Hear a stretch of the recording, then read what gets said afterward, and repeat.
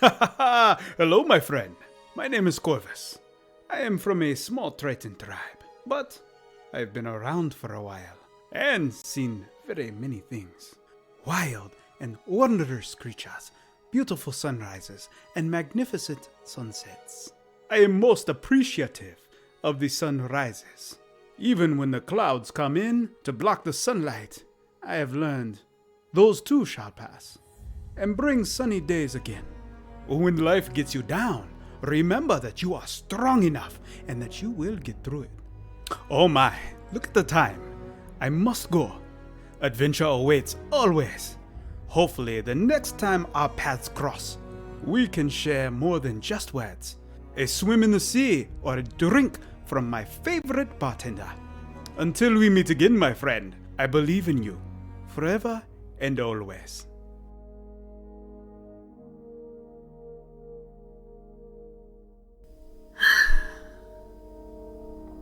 I don't think there are a lot of folks who call the Fen home, but I do. Demira axe singer, bottle slinger extraordinaire, born and raised right here in the shadow of the witch who runs this place, Eula Salt Smile. My father is one of the Sea Hag's captains, and so he and I are, well, we're not very close. I live a quiet life here in the Fen, tending bar and keeping my nose as clean as I can around these parts. It's an honest life, and I wouldn't trade it for anything. I shall not see a world that will be dear to me. Woods without fruit, fishless seas. I am Fiach of the Rowan. Trouble's coming, and as per usual, I have to be right in the middle of it. Guess it's what I signed on for. Not that I had much choice in the matter.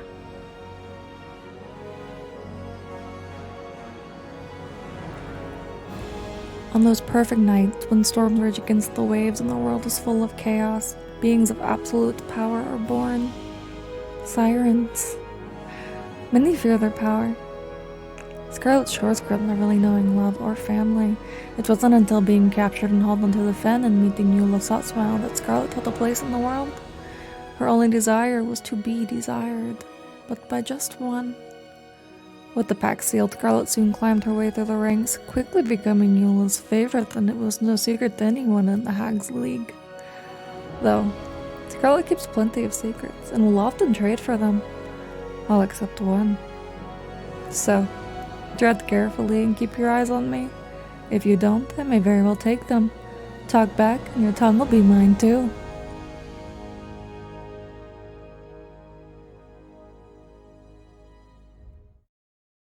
Ahoy, and welcome everyone to Horizon's Call. I'm very excited to be here today, especially today. It is not your average Horizon's Call episode. This is the final of our prequel episodes for our main characters. This is the Scarlet prequel. So welcome to Horizon's Call, The Scales of Fate, a Scarlet prequel. I am Derek Sword. I use he, him pronouns. Yes, Sword is my real last name. Yes, it is awesome. No, you can't have it. I am your GM for this game and for all Horizon's Call games. I am your guiding compass as we navigate the treacherous seas of the world of Domaris.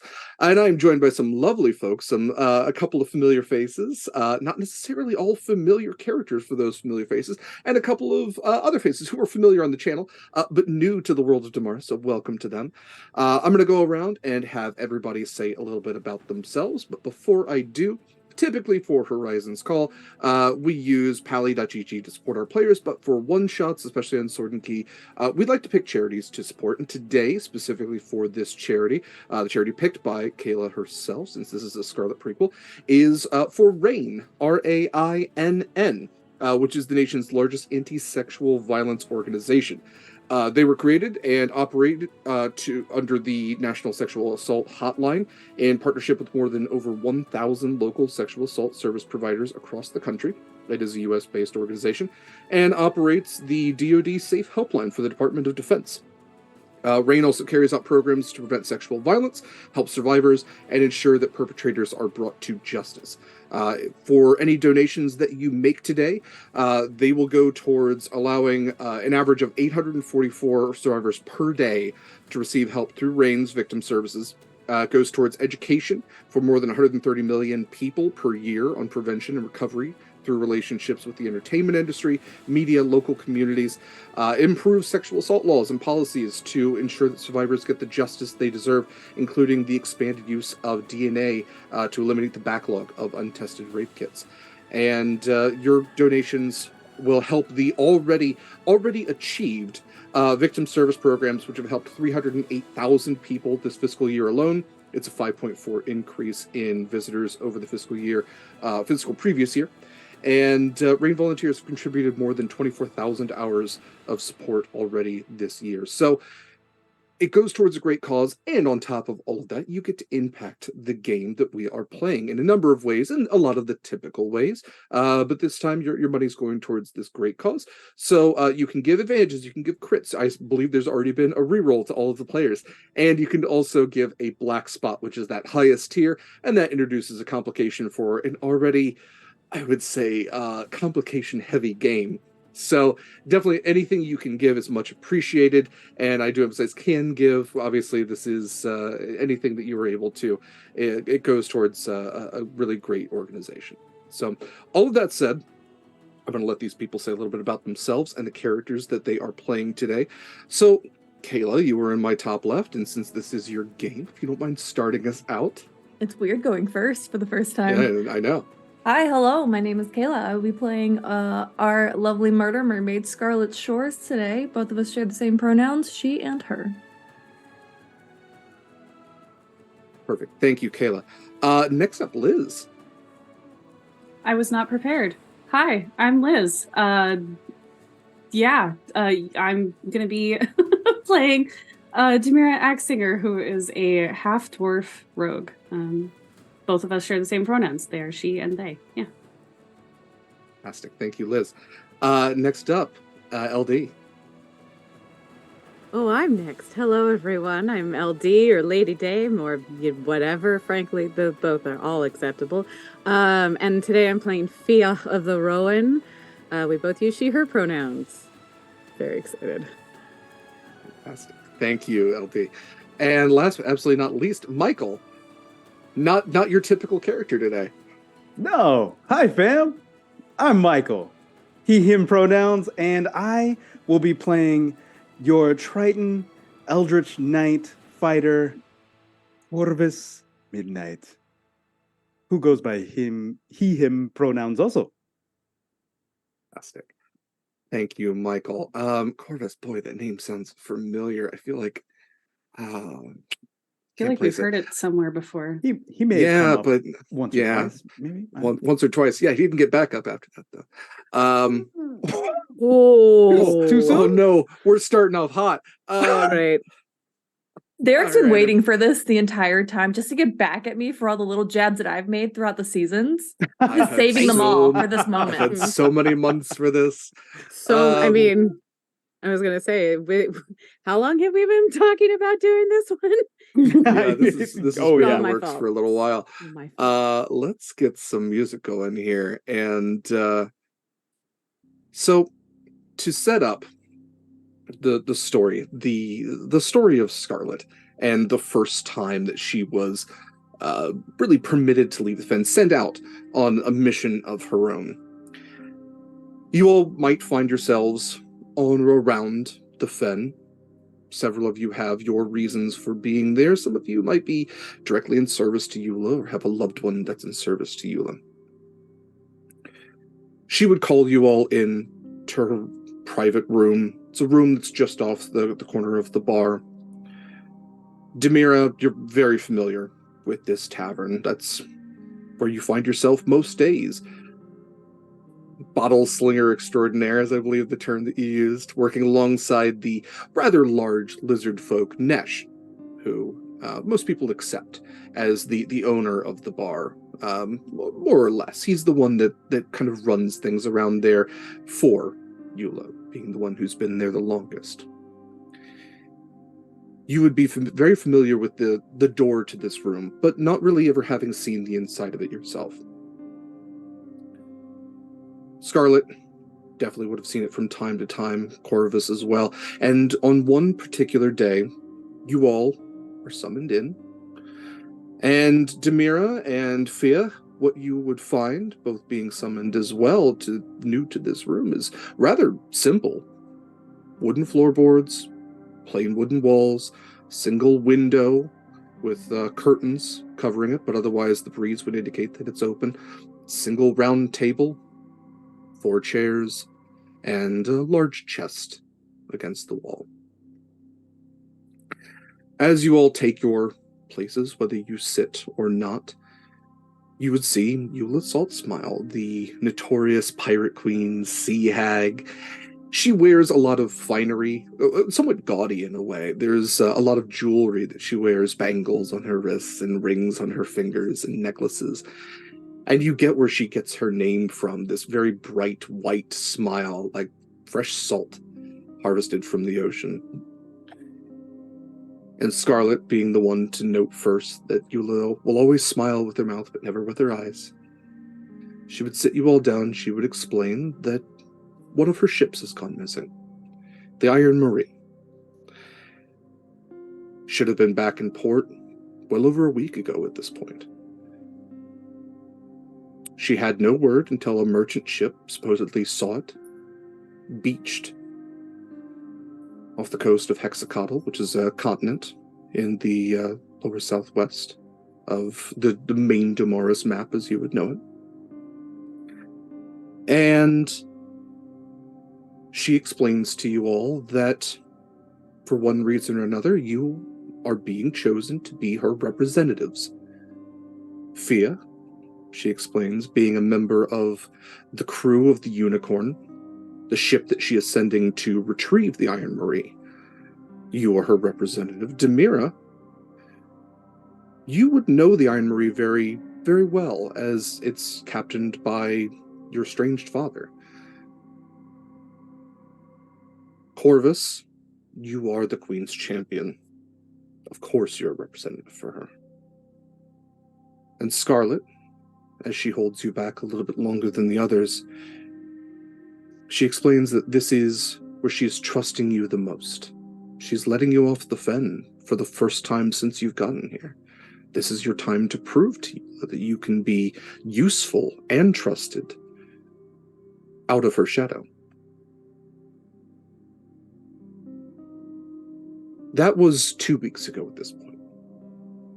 We were in the 3rd week, aboard the Unicorn, a rather sleek and fast sailing ship. It's a 4-mast ship, which gives it all the speed that it could possibly need. It is a rather beautiful ship. In a way, it has this lighter wood to it, this gold accent. It has this pearlescent unicorn figurehead on the very front, and is captained by a rather jubilant captain, who, Fia, you would be very familiar with, an elven woman, wood elven woman, named Calliope Fairwind. And she tries to keep things light with a somewhat smaller crew. This is not a warship by any means. It has its defenses, but it's mostly a mercantile or even smuggling vessel that Eula has as part of her pirate queen navy. What all have you been doing on the Unicorn for these couple of weeks? Have you all been interacting with each other? Have you been keeping to yourselves? Let's go around. So, Scarlet, what would you be doing aboard the ship? Seeing as this is the first time, I've really been the leash has been let loose, for a lack of better words.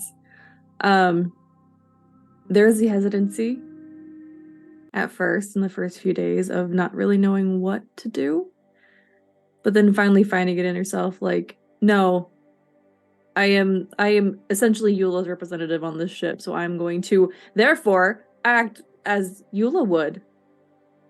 Make rounds around the ship, make sure people know that I am there and that I'm watching. Absolutely. So to look on the map, the fen was originally right down here in the area around the broken bridge. You all are traveling to this island right here, right next to this larger island called Hexacotl. And as the mercantile vessel informed you all, it's this little island right here that you are heading towards. So you've got just about a week of travel left as you have kind of navigated through the many island structure, the archipelago of the Broken Bridge. Mikyl, what has Corvus been up to? Corvus has been going around chatting everyone up. He sees Fiach. You look fierce. Did you sharpen your talons today? Oh, that's very sweet of you. No, Corvus, I have a question for you. Shoot, whatever you... Yes. That's an unusual name. Have you got, like, a little bird in you or something? Not a bird. Maybe, Would you like to? Fierce as usual. A fantastic time, I think. Though we have this phenomenal character art, thanks to Mikyl. I should have shouted that out at the beginning, like I typically do. Yes, thank you to Mikyl for the character art for this, and as well as the map art as well. Mykyl's a phenomenal artist. But LD, why don't you go ahead and tell us a little bit about Fear of the Rowan? So Fear of the Rowan is a definitely an unusual sight on a ship, I think.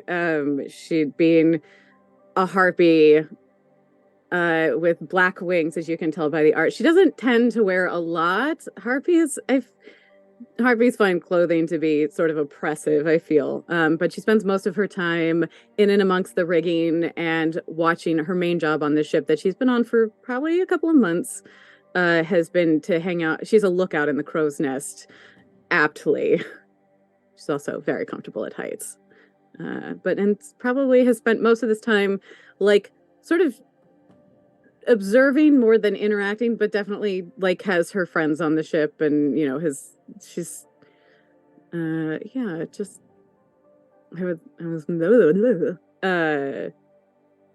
just casual, very sort of light interactions.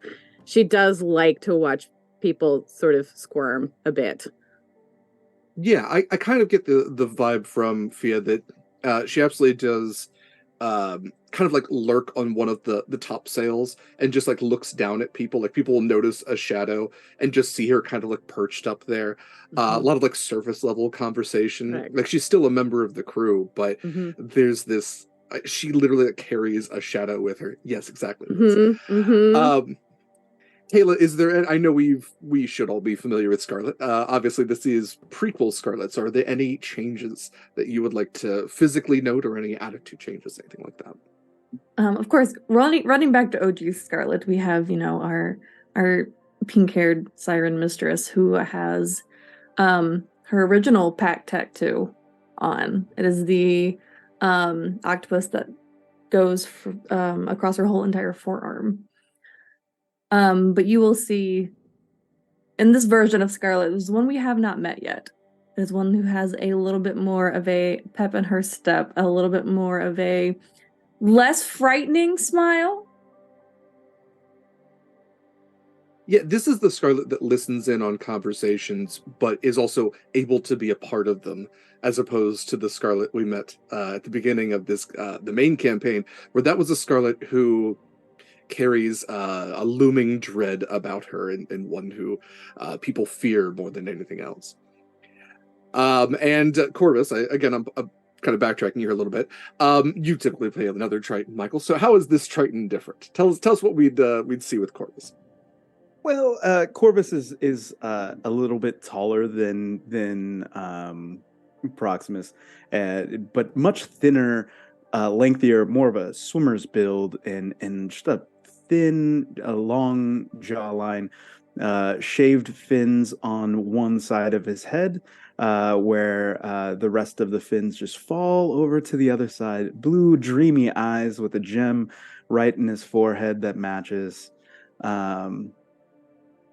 Yeah. Wonderful.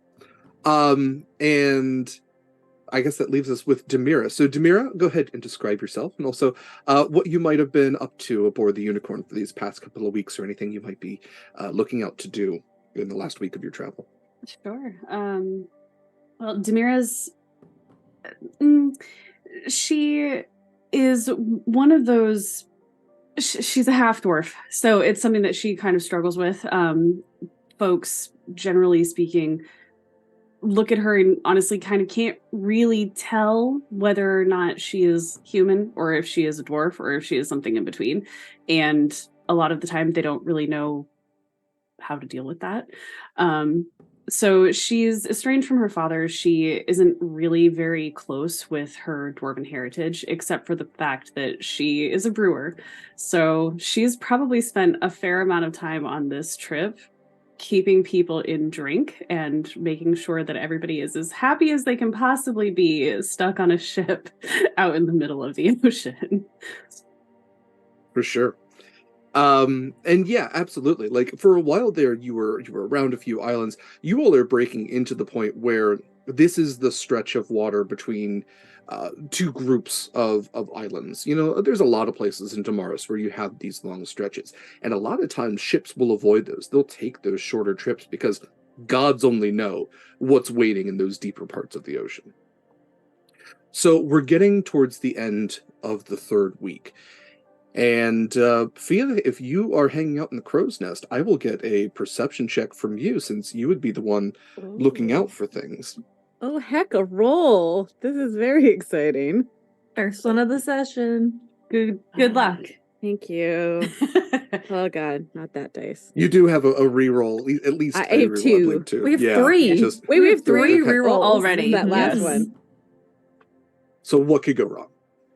You know what? I'm going to use one of them right now. Okay.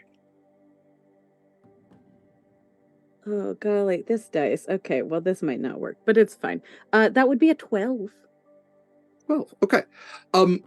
Great. It's towards the end of this 3 week that you begin to notice clouds gathering in the sky. You haven't quite reached your goal yet, but to reach that goal, the unicorn will have to sail through a storm. You haven't hit it yet. You're not exactly sure how long you're going to go through it, but this is a sailing ship. It's slightly smaller, so just a heads up. Right. All right, crew, batten down the hatches. We've got quite the storm on the way. And Calliope Fairwind, the captain I should have described, tanner skin. She has this almost like bleach blonde hair that she has the side shaved, and it's kind of pulled up into a bun in the back, and this longer captain's coat that kind of flows. And you see the smile kind of break just a little bit with the news of a storm. Nothing she hasn't handled before, she's sure.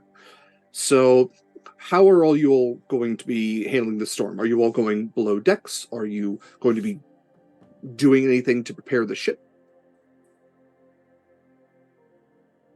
Well, I know Fia has a job to do, and that's, securing the ropes and securing the rigging. And I'm sure I know nothing about ships personally, but she'll be doing whatever it is that somebody You who use handles words that stuff- made sense. Yes. It's gonna fool me. Nice work. Fantastic. Thank you. Okay. Same thing for I do know Demira. rigging. Doesn't know much about ships in general, but she does have a job to do. So it would be making sure that everything in the galley area is locked and secure and not going to fling about if the boat goes topsy-turvy. I like that. Fia having served on a ship, Demira with a parent that is a ship's captain. Go ahead and we could say sleight of hand if you were tying things down. You can go ahead and roll that with advantage. Oh, man. Say, I guess I should be kind of good at that, being a rogue and all, but I don't have Would advantage on it survival normally, so. be an I would option? count survival. I like survival. Yeah. Okie dokie. Yeah. That's a dirty 20. Fantastic. Yeah, it's like, my dad's an auto totally. mechanic. Do I know how to fix an engine? No. Do I know how to change my oil? Yes. And you said with advantage? Please. I'm guessing. Oh, God. Okay, that's much better. That would be a 19. Great. both of you have secured your areas quite sufficiently, I would say. Scarlet, Corvus. I think Demira would see Corvus coming out of the back of the galley with a small box, just like a to-go box, if you will, and yeah, hello, my favorite bartender. I will. I'm going. Bye, and just walk right past. And Yep. she just kind of does one of these where she's like, whatever, and goes back to making sure the cabinets are secured and whatnot. So, and then he would definitely find Scarlet. Yeah, Scarlet, having been placed as the not captain, but more like owner of the ship, since this is the mission that has been entrusted to Scarlet, has been given pretty decent accommodations as far as things go. Fia, you obviously would have your crew quarters along with the rest of the crew. Demira, you'd have a little bunk to yourself. But yes, Scarlet would be, if that's where we might find Scarlet, I will leave that to Kaila, but potentially Corvus could find her there. That is not where you find Scarlet. Okay. You find Scarlet on the top deck of the ship, bracing for the storm, but not to ride it through in her quarters. She will ride through it in the elements. So as the hatches are literally battened down, where the saying comes from, Corvus, you would feel the rain begin to fall with your to-go box as you find the Scarlet staring into the storm. Scarlet, I brought you a crab cake. Don't tell Nigel. If you are hungry. How are you feeling? Excited. Do you see this? We don't I've get seen storms this like this many on the times. Fen. No, we don't. Yes. I This haven't is your seen one first of time these out to sea. in a very long time, yeah. I Mm. mean, I've been on the Fen for almost 9 years now. This is quite an adventure. It is. Do you want to stay out here with me, or do you want to go find shelter? No, of course. I'll stay up here. If we go to the front of the ship, you'll get a better sight. I'm sure. Do you think so? Of course. I mean, when in doubt, if we fall in, we're going to be fine. This is not a problem for us. No.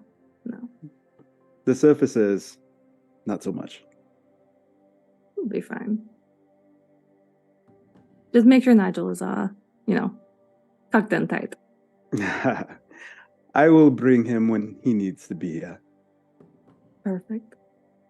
This whole night, perfect. This whole trip going to be perfect. You will finally permanently loosen the leash. And maybe we can adventure more together. Hopefully that is true. Hopefully. Don't be so worried about her opinion. I am not blind to what we do or who we are. I am here to uplift the ones around me. So remember that and stay close. Always. Listen, my tribe has found a queen centuries before I came along. The difference is I found my queen the first time I laid my eyes upon you. I wear As no tribute, crown.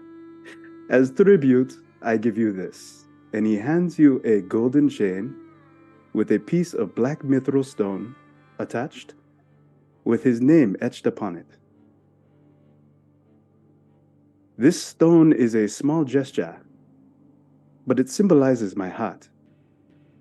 Once rough and jagged and hardened, now, after years of pressure in the sea, it is refined, polished, softened by the queen that was found amongst the storm's eye. Take this stone and my service, and I will dedicate my life to you, for you already have my heart. And I will keep yours close to mine. This way you will know I am never too far away, and I am with you forever and always. Do not go far from me. That will never happen. And I will gesture to the front of the ship. Shall we? After you, queen. Careful, you might make it go to my head. Might actually believe you. Just don't tell anyone else, okay? Secret's safe with me. All right. Lightning crashes around the ship, the waves toppling you from side to side, but still these two bound to each other, bound to the ship. You withstand the wind, you withstand the waves. The rain pelts down and the thunder roils above. It seems like seconds and it seems like years as you travel through this tumultuous point. Storms in Damaris aren't like storms here. They brew and boil for seemingly ages before they finally release themselves. And when they do, it's a torrent. The unicorn pushes through, and as the clouds begin to eventually break, you two are the only ones standing on the top deck. Even Calliope has bowed herself beneath the captain's wheel, keeping it as steady as she can. The rest of the crew has gone beneath. And you two are the first ones to see the sun break from beyond the clouds on that final day. And as you do, won't you both give me perception checks? Dun, dun, dun. And this is the fun part where I use the Marcus Ash D20. Oh, what lovely foreshadowing. I got a 14. I got a 22. Fantastic. Corvus, storms aren't really your thing. Like, you're with somebody who likes storms. I've watched Gilmore Girls plenty of times. I've seen stuff that my partner liked that I didn't necessarily. I know lots about Lorelai and Rory at this point. You can appreciate storms a little bit, but coming directly out of one, you're a little shaking. Your sight is clearing as the sun kind of hits, but Scarlet, whose eyes themselves become like storms when she witnesses them, when that sun breaks and you see the island ahead of you. Scarlet, it is perfectly clear. It's like walking from a dark room into the light and your eyes transition immediately. And you see the island ahead. And the thing that you spot first is this large mountain.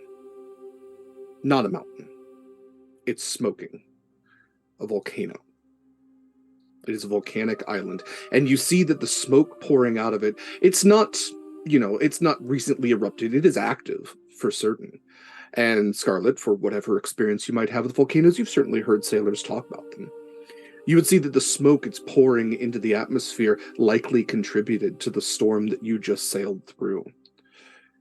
As your eyes travel downwards to the rest of the island, you can see greenery, this jungle, this tropical island, but as you try to look towards the shore, you notice that it's obscured slightly, like a mirage in the desert. You can see that there are pieces of the shore you can visibly acknowledge, but closer to the water, there seems to be something obscuring your vision slightly. A mist, a fog of some sort. And as the ship grows closer and closer and the sailors begin to come to the top deck and begin to release the ropes and let the sails down, you travel even faster. those who come above deck, you would see as you get closer and closer what Scarlet saw Fia. You would see that Demira, Corvus, as your eyes adjust, you would see that same thing. How would you all like to proceed? With caution? Well, cousin, this is your party. And that was to Scarlet. I'm not the captain of this ship. Yes, cousin.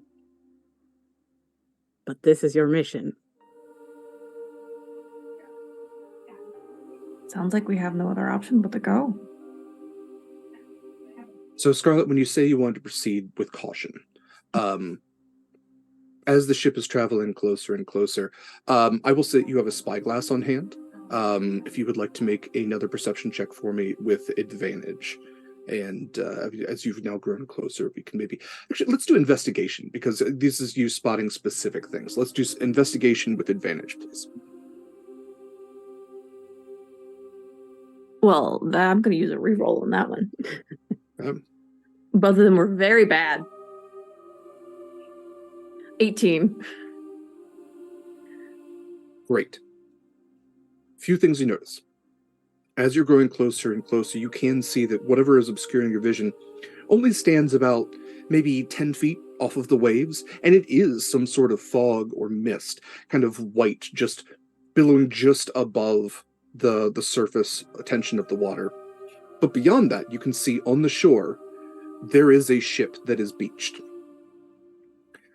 You can't necessarily see why it is beached. You can't necessarily clock any damage on it.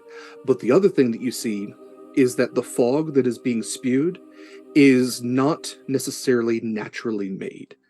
You spot these structures in the fog, these large, almost like pillars from what you can tell. And it seems to be that is where the fog is emanating from, this mist, this low-hanging, clinging obstruction to your view is emanating from that area.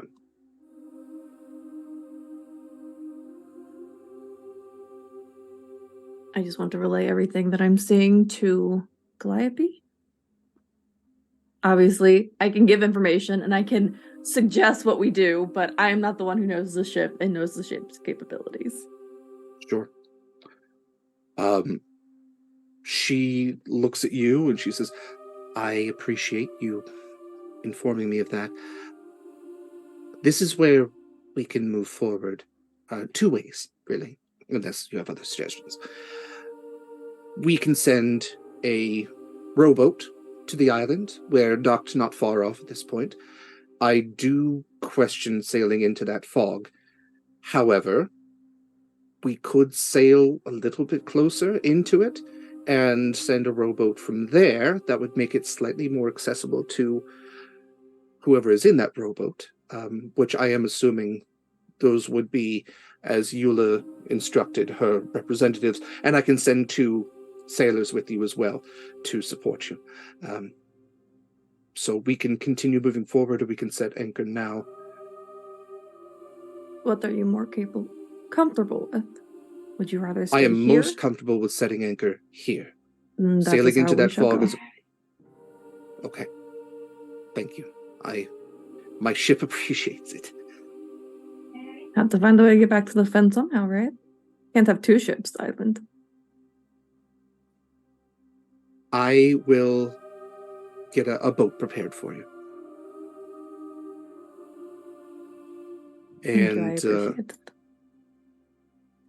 and she begins to get one of the lifeboats, one of the boarding boats prepared for you. And the Unicorn is one of those ships that could probably, has a low enough draft, could sail into most ports. But still, there's plenty of, there's at least 3 rowboats, depending on how many sailors that you have. These longboats that allow for supplies and things to be brought to the ship, especially when there's way too low of a draft and you're not exactly sure what you're getting into with this island. So she gets a couple of sailors together. She gets a half-orc man named Craddock and a human named Zachary. Zachary's a younger guy. Craddock definitely looks like he's seen his fair share of time at the ocean. He has this like almost leathery skin, especially on his hands where he's been pulling ropes. A couple of scars here and there. Zachary's just a younger kind of like cabin boy turned cabin man who's probably been on this ship for a decent while with this shaggy sandy blonde hair. Craddock, shaved head, slight orcish tusks peeking out, both just sailors that have readied the boat, and they have dropped it in the water, waiting for the rest of you. As everyone is waiting for all the supplies, and I'm going to summon a small red crab. He is my little friend Nigel. Nigel, I need you to watch over Scarlet. Stay close to her. And he scuttles off. Yeah, he looks up with his little eye sauce and just goes scuttling off towards Scarlet. Chomp chomp. Yes. So Scarlet, you would see this little crab just kind of sideways, scuttles next to you. Little eye stalks turn towards you. Snip, snip. I reach my hand down for him to crawl on and place him on my shoulder. And it scuttles right up. I've been through this before. I'm very well what's happening. And then Corvus is going to just jump off into the water, diving in. Okay. All right. So Corvus not getting on the boat, which is fine. How is are people getting on the boat? Are you swimming? How are you getting to the island? I will get on the boat. I suppose is an option. So not swimming. Yeah. Definitely getting in the boat. I think Fiach would feel this is like a little rowboat situation or a smaller sort of situation. It's a long boat, so this could probably fit 10 people comfortably. Fiach is not particularly comfortable on the water. The big ship is fine, but the smaller ship now. So she'd fly alongside the boat, as opposed to like perching in it. It's more comfortable. I want to go underneath the water to make sure. Excuse me. To make sure that there isn't anything in the water that might harm the party rowing ashore. Great. So Fia flying above. Yep. Corvus swimming below. I'd say about 10 feet above the boat. Perfect. Go ahead and give me separate perception checks, please, because you all will see something different. Everybody else is going to see fog as they're rowing through this.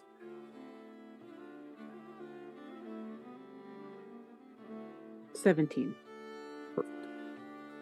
19. Fantastic.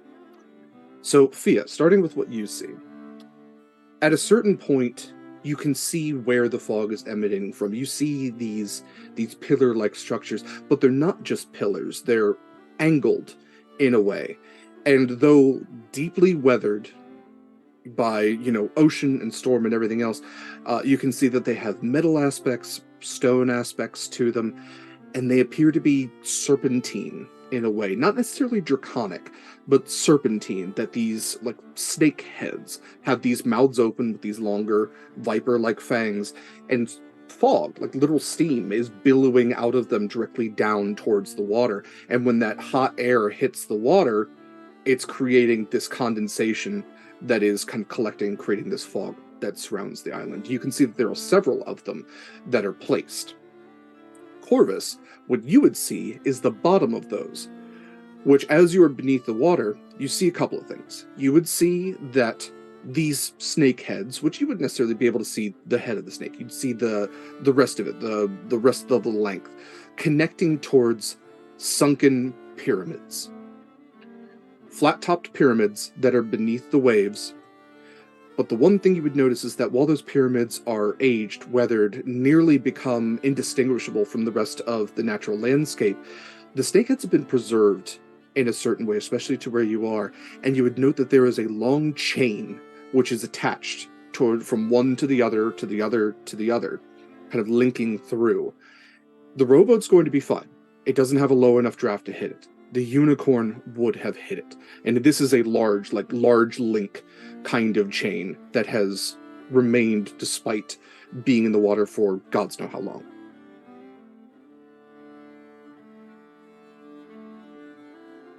We made the right choice. You made a choice. Anything else anybody would like to do before you reach the island? Fiach would at least relay what she had seen to try and help our friends navigate through. Fantastic. So yes, with that, we'd say Craddock and Zachary, being the ones that are rowing, would be able to navigate around any shallower areas and avoid these pillars as well. And before long, your boat has reached the sandy shores. Out of the fog now, you can kind of get a better view of the island, and it is verdant and green with this very jungle kind of topiary to it. So there's all these thick trees and branches and vines, and the first thing that you would spot aside from that is the Iron Marie, this large warship that is beached on the island. And I'm not even a roll. The most evident thing about it is that it is scorched all along the side, as if it had been burned, a hole had been burned into it. And you don't see anyone around. You see plenty of footprints on the beach. Again, no survival check needed to know what footprints look like. You see a couple of tents that are torn up. You don't see anybody else around. Would Corvus have seen if the ship had run aground over those chains? I assume it would have, but... Yes, yeah, Corvus would be able to determine that the unicorn would have hit that chain. What that chain does, he's not sure. Sure. But yes, the unicorn would have at least hit that. So whether it was to stop it or whether something would happen, yeah. Yeah, you just see Corvus's head pop up in the water, and there's some interesting things below the water. We might need to check that out later. And then he'll tell everybody what he sees. Yep. Do any of these serpent figurines look at all familiar? Are they a symbol that looks vaguely familiar at all? Maybe. Go ahead and roll me history. Okay. Where's my history? Ah, there it is. Do not. 12. Kind of hard to place. There's, plenty of peoples and organizations that have snake-like motifs that they've added. Plenty of, hard-ass pirates that like to think that putting a snake tattoo on you makes you even more hard-ass. Ancient peoples, it's kind of tough. I'm not sure Fiach would be well familiar with that knowledge of history. Fair enough. You would at least know that there's Alafi people, which are half snake people. They have this really rich history where they branched off from another group of people, but yeah, not exactly sure how to place these. Just looks like pirate shit to me. Cool. I would say more ancient. Not ancient. These are Gotcha. more like ruins. Yeah, this isn't a pirate set this up. This is these are ancient ruins from some long ago. Hexacotl at least has that kind of connotation to it. There's lizard folk people here. There's Aarakocra. There's ancient humans who all had this type of lifestyle with pyramids and praying to these gods or that gods. Sure. Cool. Interesting. Just checking. Liz, do you have something? Oh, well, I literally have stone cunning, so Okay. maybe if they're made out of stone, I could also roll the history check to see if Please, yeah. For some reason, Demira would have a better idea of what the origin is. Let's see. Another dirty 20. I'll take it. Okay. Human. Really, really ancient human. This doesn't have like the geometric structure of dwarves. It's not built into the natural landscape like elves.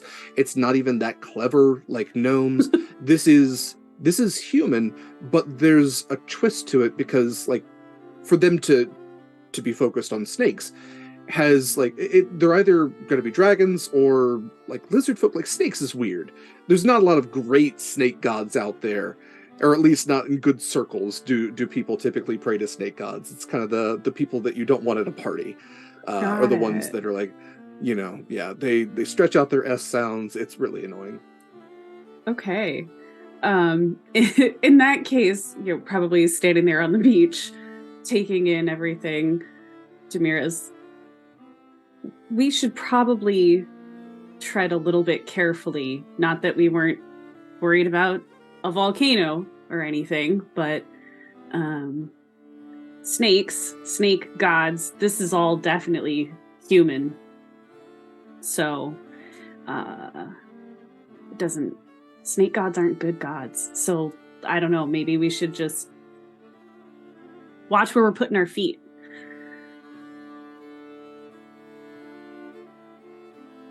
At that, Fia just sort of like flaps her wings up. She had probably landed on the beach with everybody else, and she's just sort of hovers a little, like, a couple feet off the ground. What a smart ass.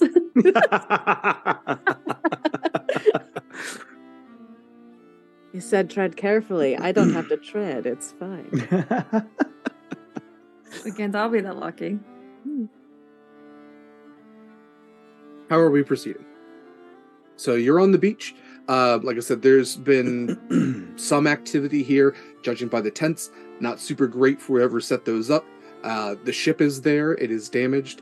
You know that part of your mission is to retrieve the treasure that's on the ship, if it is still in fact there, and bring back any sailors as well as the ship, if you can. All of it is valuable to Eula. The level of value kind of determined based on what you can get and getting back safely yourselves. Is the ship, so the ship is aground, it has a hole in the side? Yes. Yeah, almost like there's a streak along the side where it is burned and burned through the hull. Okay. Mm-hmm. Is it scorch marks still upright, or is it leaning, or? It is absolutely leaning, yeah. Okay. Well, I definitely want to try to find a way in. Demira's going to be selfish. She's looking for anything about what's happened to her father. So she's going to go and try to find the captain's quarters on the ship. Easy enough to do. I mean, you can literally get in through the scorch mark. It's cool, but the wood is blackened. Demira, you would know where the captain's quarters are.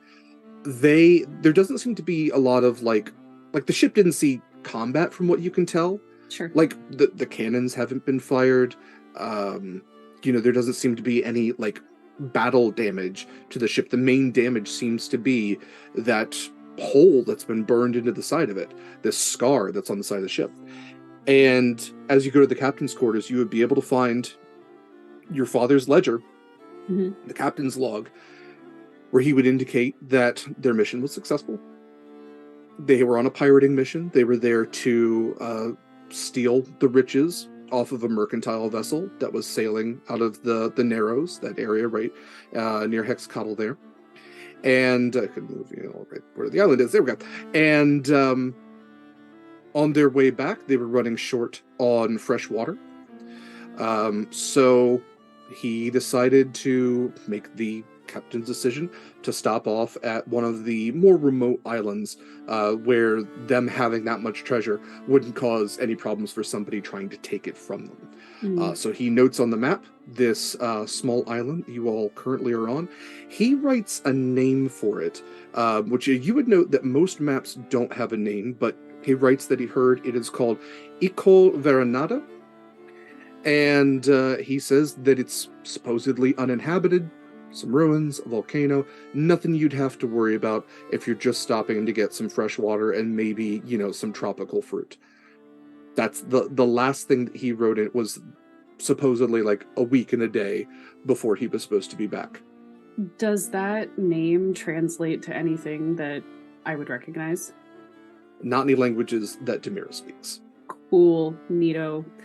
Gonna take that ledger and put it in my backpack. Did you find anything useful, Sweetling? They came ashore for water. There's really nothing else here. It says that the island's uninhabited. They know about the ruins, so it sounds like they knew what they were getting into, but I guess they didn't. What could have caused this blackened thing? Do you think that those pillars were like a trap or something? Well, Corvus said Something that there's doesn't that chain underneath the water. It could be that if the chain is hit, the steam isn't steam anymore. Oh. Guess that would explain this.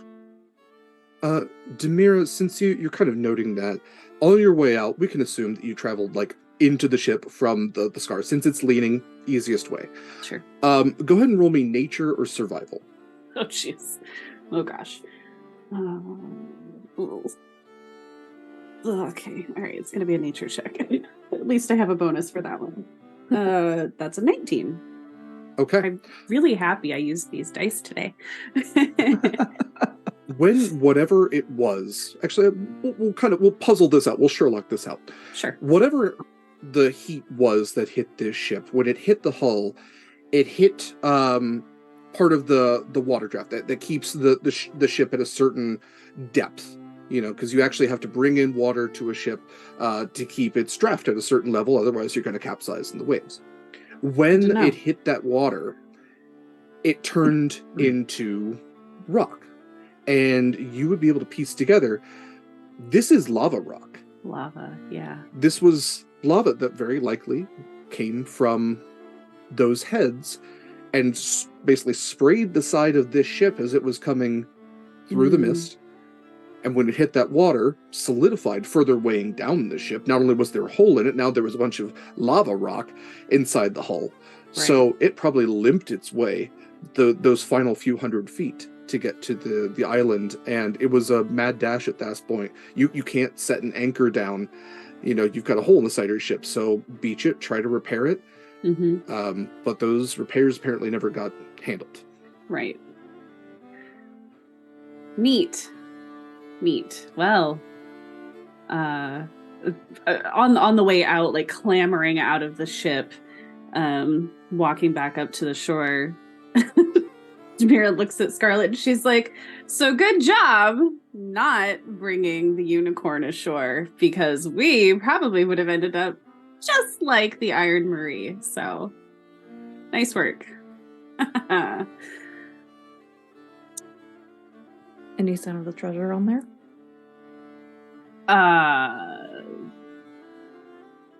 You know what? I'll be right back. Totally didn't even yeah, that's what we're here for, the treasure.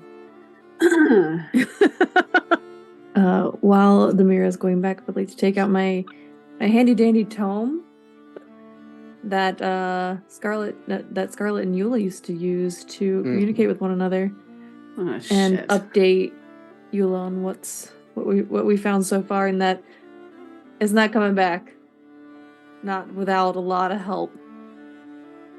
You get writing back. Very disappointing, but not your fault. Retrieve any treasure, sailors, that you can. I'd help Demira try and locate the treasure and go in the ship with them. Going on easy again, you both knowing like where stuff would be stored on the ship. It looks like that there are several chests of the treasure still on board, that whatever happened here on the beach, wherever the sailors went, they didn't take the chests with them. So you probably have to take a couple of trips with all of you in the boat because these are heavier chests, but you have about 10 chests worth of, just full of gems, gold, plenty of, this is probably what they took off the mercantile vessel. There's also like a standard goods that a ship might carry as well, bags of flour, sugar, all that you could absolutely trade, but the real wealth are going to be these chests of literal currency. So I'm assuming that this was thought through. All of those chests will fit on the unicorn, correct? Yes. Yeah. Okay. All right. Yeah, the unicorn only sailed a couple of weeks. It wasn't like packed for a longer voyage the way that this much larger warship was. So it has room to bring back people, to bring back goods as well. Okay. Yeah. In that case, we'd head back to the beach. Let Scarlet know that the chests are there. They're all intact, where they're located. And then, if Craddock and Zachary want to get started loading the longboat, or if they want to go back and let Calliope know that we can start loading the longboats, we can get that part out of the way while we go inland to look for the rest of the sailors. Craddock looks down at Zachary, significantly shorter than him. Why don't you take the chests back? I'll go with them and get the other longboats here so they can help you out. And Zachary just goes, all right. You be safe then. And Zachary goes to start loading up the longboat as best he can with the chests. You see him disembark off the beach and assume that he is going to handle the transportation of any goods. But Craddock, who has brought a gisarm with him, which is a type of spear with a hook on it, he's standing there. He's like, I was sent to accompany all of you and assist with this mission, so I am here to support you. While they're searching the ship, Corvus is going to search the perimeter, making sure the perimeter of the ship is safe, and looking for any signs of the crew that might have left. Give me investigation or survival, please. All right. Ooh, 22 on investigation. Corvus, much like a crime scene, which you very quickly realize this is, you're able to kind of piece together what happened here. It's as you travel around the far side of the ship that you find the first body. It is a human sailor that has been stabbed through several times with these kind of like shorter stave type spears. And you would find them, not to say anything of your familiar of choice, but the crabs have gotten to him at this point. It's been some time. You would be able to trace the blood, and then as you're kicking through the sand, realize that there was a battle here of some sort. That's why the tents are torn up. There's several different types of footprints moving around, but it's when you notice the drag marks leading off of the beach and into the jungle that you realize that not everyone died here, that very few people died here, and that most of the crew were likely taken against their will into the jungle.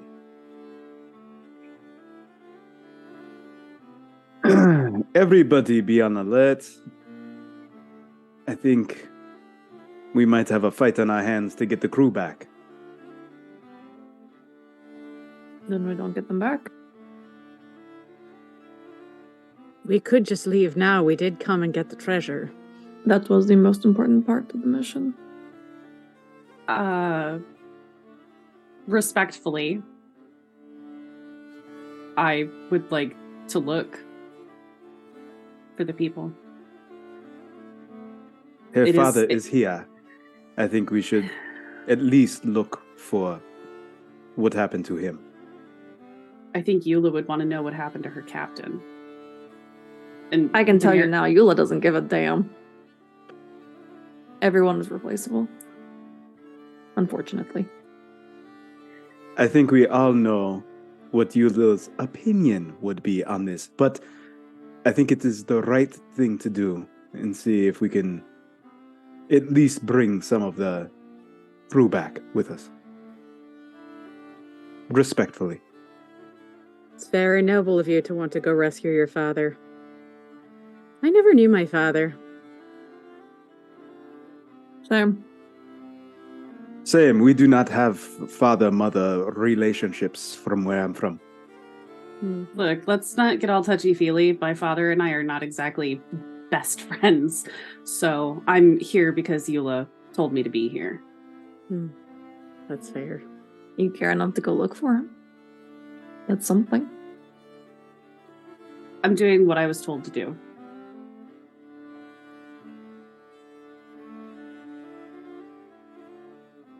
Well, then look we shall, I suppose. Yeah. So, please.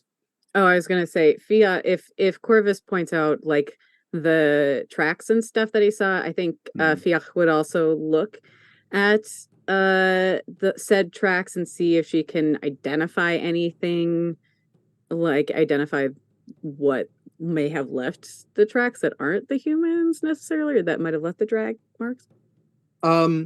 Give me a survival check, since we're looking at footprints.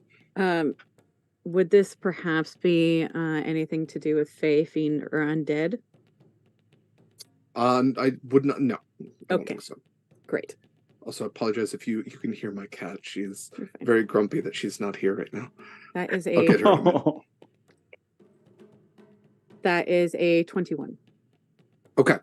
So you can note that the sailor's footprints often, boot marks, maybe a couple of bare feet. The other individuals that you're kind of noting as the aggressors here, different stance, wider stance, bigger bare foot. Some of them clawed.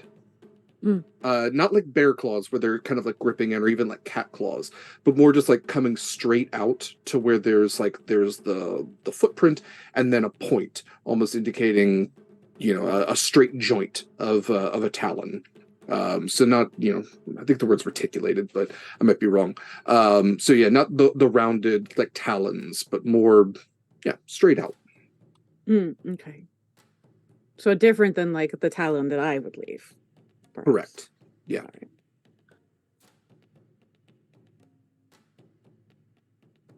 Right. Okay. So heading into the jungle. You all find this. Paths are weird in forests. Unless they're intentionally made, they're more often made by something traveling that way somewhat frequently. And that's what this is. There's a lot of overgrowth still. It's tight. I mean, this is a jungle island, so that means that when greenery grows, it grows condensed together. Everything fighting for the little bit of space and sunlight that it can. And at the moment that you step off of the beach, the air becomes thicker and heavier with that moisture that's in the air as well. And as you all are traveling deeper in, stepping on foliage and the soft dirt that kind of exists at the bottom of a jungle, that rainforest floor, you hear the sounds of birds and all different types of animals. Monkey sounds, perhaps, insects, certainly. As you're traveling through, everybody go ahead and give me, actually, we can use perception unless anybody is looking for anything, past perception, I'm sorry, unless anybody is looking for anything in particular. I think I would just be hoping that we're paying attention to the path itself, like where, if there are footprints, that sort of thing. So what is what's the order of those of you who are walking? I would guess that Fiach would take point. Okay. And again, I think through all of this, she's a little faster flying, frankly, so she'll probably be hovering that 2 to 3 feet off the ground. Also, it allows her to keep an eye on the tracks without disturbing anything. Okay. Definitely tougher to do to fly around in this area. You've maybe got a little over 5 feet on this path. So yeah, something she can do, but it's not like flying through the trees is going to be Right. something. If we do that, we can do a roll to see how nimble she can be and not get caught up in vines or anything like that. That seems fair. Okay, so Fia taking point, and also you can place Craddock wherever you would like to go. So behind Fia, who would that be? Probably Corvus. Okay. Scarlet would be behind Corvus. Yeah. And I would be behind Scarlet. With Craddock taking the point. Okay. Mhm. Yeah. All right. So traveling further and further into the jungle, like I said, lots of natural noises around you. You come to a certain point where the jungle breaks a bit, and there seems to be this drop off ahead of you.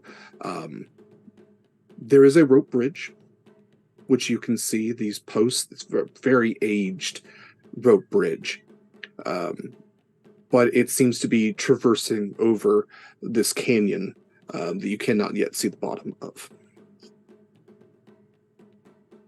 And we do have a black spot. Oh, Great. thank you for that donation.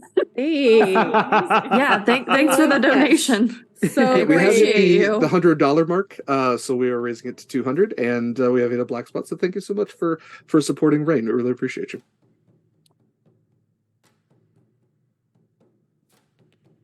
I don't like the idea of this this rope bridge at all. Just putting that in So- space. Fia being the first one to reach it, you might even smell it first or feel it. It's the difference between like dense, humid air and just hot, open air, like almost Mhm. cooked air. And you would see that the canyon has lava flowing beneath it that seems to be streaming out Oh, good. from the volcano. And as you are now closer, as you've come to this break in the trees, as you look up, the volcano is still some distance away, but you can see it in much better detail now. And you can see that, artificial or natural, you can't really tell, but there are holes in the side of this volcano where lava has been allowed to stream outwards in these almost like rivers that flow, this canyon being carved by the lava itself with this rope bridge placed by whoever to traverse over it. And that the sides of the volcano themselves seem to be carved in a way that there seem to be angles to the volcano. And as you're getting a look at it, even with the foliage and everything covering it, because it has these green spots, it almost has levels to it, like a pyramid. Think more like South American pyramid, I would say, than Egyptian. You know, if it wasn't so intimidating, these thermals are fantastic for flying in.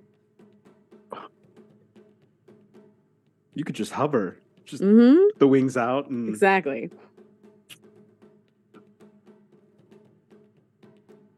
Glad somebody's enjoying this. Oh, I haven't seen land outside of the fen in weeks. Harpies aren't really meant for the ocean. Yeah, do sail on the boat. Temporarily. Mm-hmm. It's convenient right now. Isn't that life, though? Matter of convenience.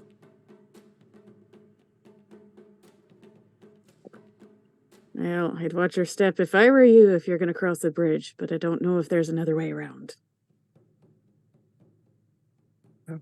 So how are we proceeding? As you look, look left, look right. There's not another rope bridge around. There doesn't seem to be an area where the canyon kind of connects, at least within your immediate vision. So absolutely, this is why we have magic and abilities and all sorts of things. But this is you could probably estimate about a 40-foot stretch. I do have 50 foot of rope. Well, Tie if it you- around me, and I will go fast. Well, we Oh can my tie it to gosh. the one who has no risk of Right. falling Correct. and anchor it to the other side. It's very convenient.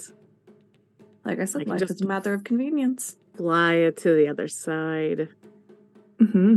tie it off, and then y'all have something to hold on to. Yes, please. I know water not there. I know where it's my weakness. pull out Is that what we're doing? the 50 foot of silk rope that I apparently have in Scarlett's inventory. Look at none of us being surprised. Okay. Fia So- looks at it, sort of like, Don't damage it, it was expensive. So Fia, taking the 10 feet that you have, kind of to give or take, you no checks successfully fly across. So Scarlet presumably holding one end of the rope, Fia on the other side with the other end. How are we Nice to- proceeding from there? stretch the wings out a little bit as I fly it across. Just majestic, giant black wings. It's beautiful, Love it. yeah. And that's the moment where we all fell in love. All right, cousin, Oh. let's go. I'll go ahead and head first. Be careful, please. Walking Alright. across the rope bridge, then. Okay. Go ahead. One hand on the and- rope. Go ahead and roll me a d20. This is just a luck roll. We're gonna see how well this holds. This is your first black spot. Oh, 16. good. 16. Okay. Corvus, take it very slow. The boards creak from time to time. Seems stable enough. You have crossed to the other side. This feels like fox a chicken in a bag of grain, but we now have Fia and Chorus on one end. We have Scarlet and Demira on the other. Fia, are you flying the rope back and forth? Uh, No, we were I- just tying it down. As I like figured a, I was tying it down, Yeah. and Both then it was sides. sort of like as like a guide, basically a guideline for them. Gotcha. to If the sort of bridge pull falls the rope. out, Yeah. we at least have the rope to hang Hold on on, to. One something. rope. Okay.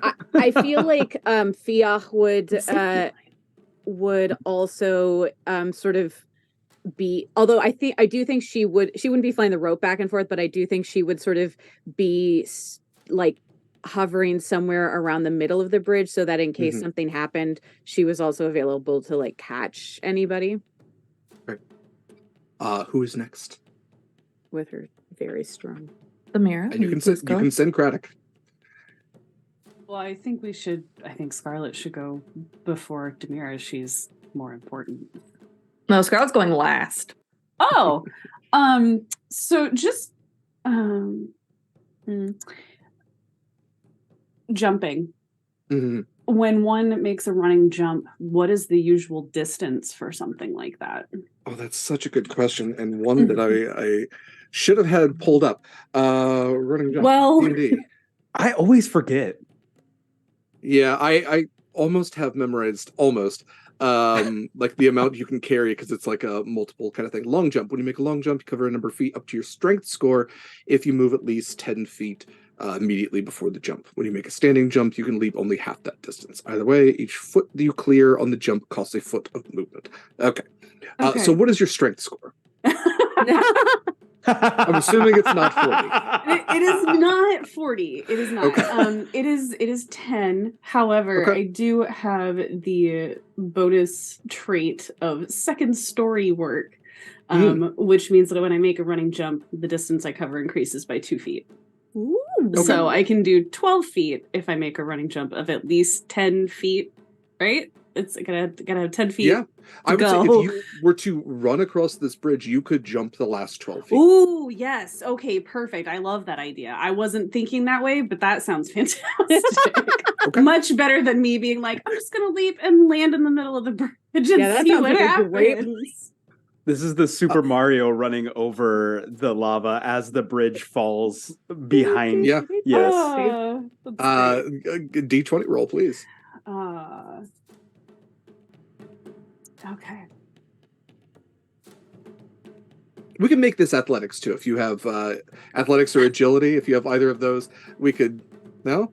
Come on. It doesn't matter. I'm gonna use one of my rerolls. Oh, so we have. Yeah, I was you gonna should have say, yeah. 4 Rerolls, rerolls. please. That was great. That was really good. It begins. That's not really much better. That's only a 6. See, I said it in chat. I was like, oh, good. All of our rolls have been so great so far. So It was a 6, you said? It was a 6, yeah. Mm-hmm. Okay. Good times. This is where I will have you actually roll for athletics or acrobatics. I'm here for a good time. I'm not here for a long time. It's going to be fine. Because as Demira begins to run across, the boards begin to creak and snap. The ropes begin to snap. This has been held together by spite and hope for a very long time, and this stout bartender is taking what integrity was left of this bridge. That's a 4 for acrobatics. Okay. Demira, as the bridge collapses from beneath you, and you make your jump just short as the bridge falls out, and you begin to fall, we are going to take our break. And when we come back, we will figure out what happens with Demira Axsinger. Stick around, folks. Thank you so much for all of your donations to Rain so far. It is a great organization. You're supporting a great organization and also making fun stuff like this happen. So definitely stick around. We will be back in about 10 to 15.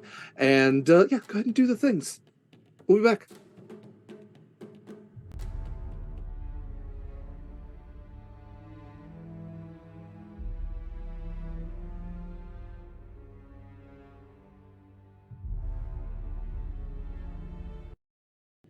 Vast and welcome back to Horizons Call, everybody.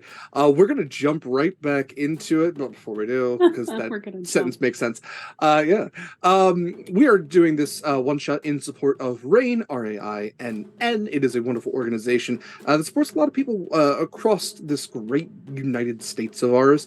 So definitely, if you are able to, please consider supporting the benefits to doing so to other people are immense and long-lasting. The benefits to this game and to you can be seen in chat, where you can get your name and thank yous, and you can give advantages and crits. Some of those things might be necessary for some of our players. And you can also introduce a black spot, which just got our player into the situation where they are now. So, as we pick up, Demira, you get that falling sensation as the solidness beneath your feet gives out. And in a moment, you are going to tumble towards your probable demise. Go ahead and roll me an athletics check. This is to grab the rope that your compatriots fortunately put up in those final moments. You're not far from the end, so you are at one of the more tense points. Yeah, how far out? So Demira took that jump. It was a little bit too early. You've got less than 10 feet to get off of this bridge that has just now collapsed beneath you.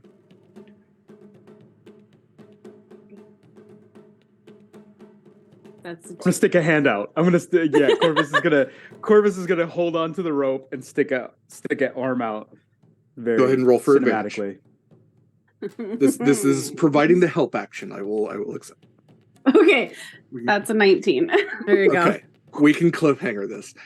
So, Demira, shorter arms on a half dwarf. Maybe, yeah. But you were able to reach up with one hand. Your fingers are slipping as Corvus extends an arm outwards, and you grab each other about the wrists, and that, like Mikyl said, the very cinematic moment. Yeah. And Corvus, you are able to pull Demira those final few feet, holding onto the rope yourself, and are able to get both of yourselves secured on solid land. I am sure that I have now earned a free old-fashioned. Immediately, like upon coming onto land, she just like lays down on the ground. It's called a now fashioned. It hasn't gotten old yet. It hasn't gotten old yet. Rolls over on her back on the ground, completely like spread eagled, like she's gonna do a snow angel. Just and is like, "Yep, yes, whatever you want, absolutely, free drinks. Don't tell Nesh, but yeah, yes, forever."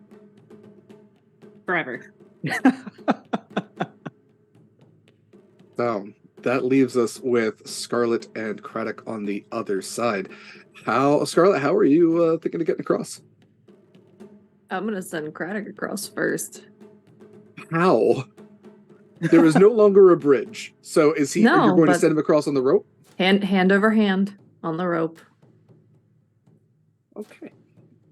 Roll for this poor individual. Well, before we get He's a pirate. I feel like he would have rope climbing skills. Sure. Right? Sure. So Rope Demira climbing, kind of like gets up on her knees, pulls her backpack around, and rolls around in her backpack, and pulls out another thing of rope and a short bow. I do have a bow, so we can set up another rope.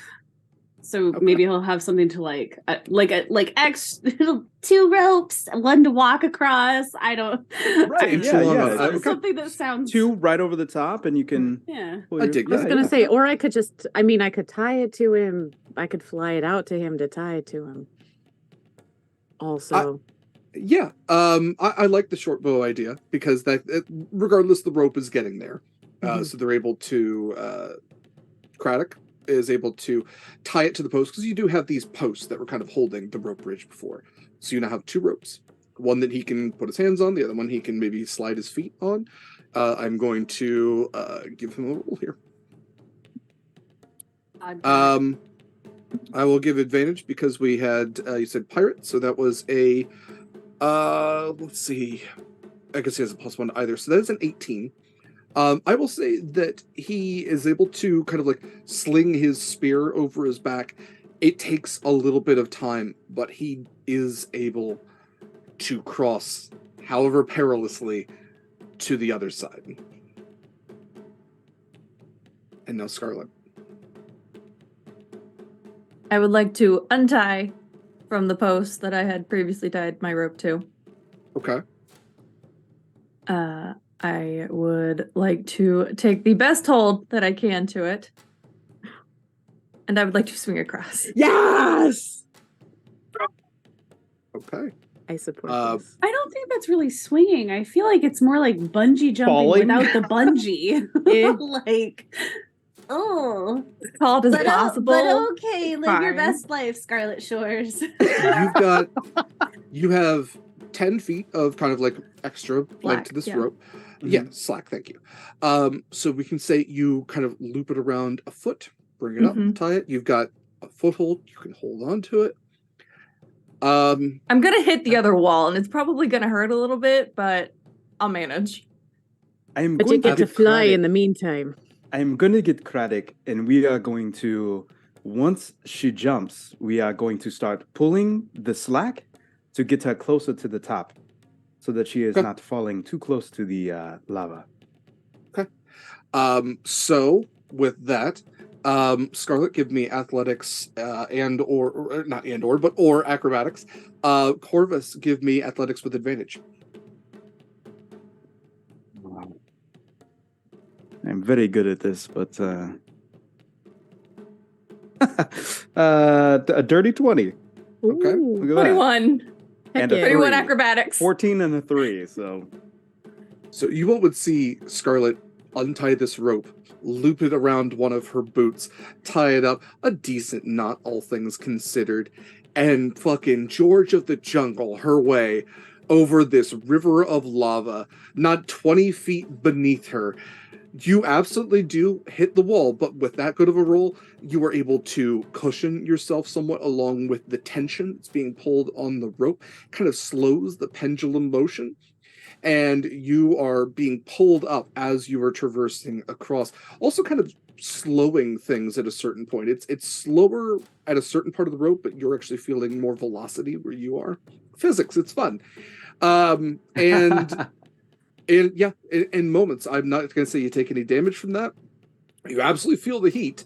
You can see the lava literally bubbling beneath you as it's running along and blackening the stone and turning into this obsidian and volcanic rock as it's traveling through this valley that it's carved. You make Corvus it to the other under side. his breath. Corvus under his breath. Oh, queen. Oh. Sheesh. Craddock looks to the rest of you. That was a lot. I am more than happy to stay here and try to repair this bridge if you would like, or I can keep going with all of you. And I think the bridge repair Scarlet. would be perfectly fine. Be I'll do what I perfectly can. useful if you would like to, not have so much adventure. That was a lot of adventure. I'm used to liquid that doesn't kill me the second I touch it. Yeah. A little spicy, isn't it? Stay safe, big guy.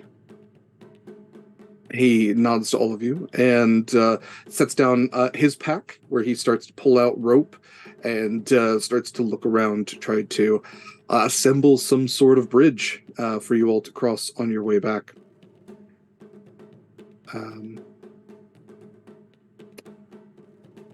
We just hit a $75 donation to Save the One with the voice like smoke and caramel. So I believe that's Liz. It's not.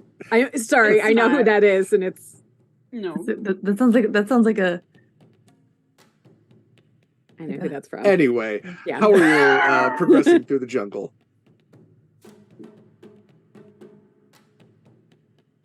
You have the rest of the path laid before you? Same order? Okay.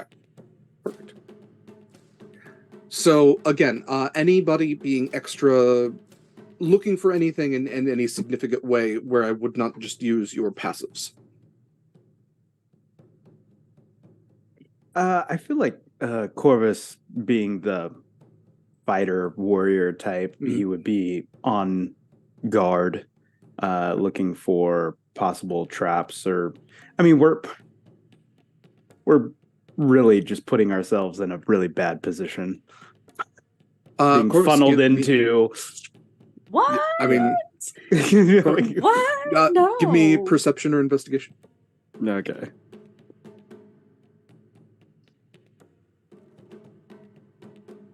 15? Okay. 10 plus 5?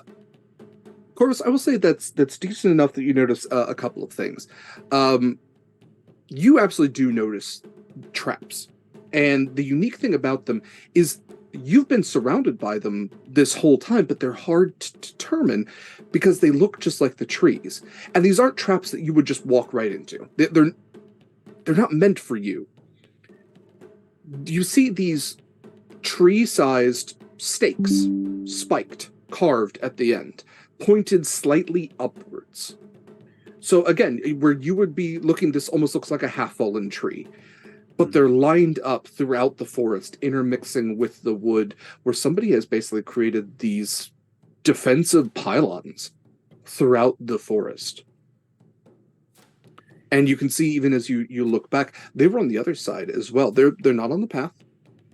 As far as you know, you have not seen any traps for like nets or pit traps or anything like that. But anything moving off of the path then would be... I would say the way that you would walk into it is like walking into a tree. Like, it's, again, these are tree-sized stakes that somebody has carved like 10 feet up. Like, this is meant for like so these are hill for, giant. Right. This is for something large. big. Yeah. The other thing that you would note as you are scanning through the forest, realizing that, like, really seeing the forest for the trees is a set of eyes that lock with yours. And it's at that point that you make out the figure of a person that otherwise looks to be a bit of the greenery around them, and these yellow eyes that have met yours. From what you can tell, they are perched in a tree about 20 feet away. They don't seem to be moving. Perfectly camouflaged. I stop everybody behind me.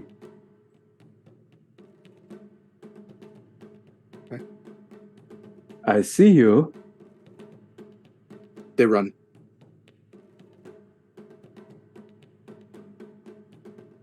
I want to throw something so bad. I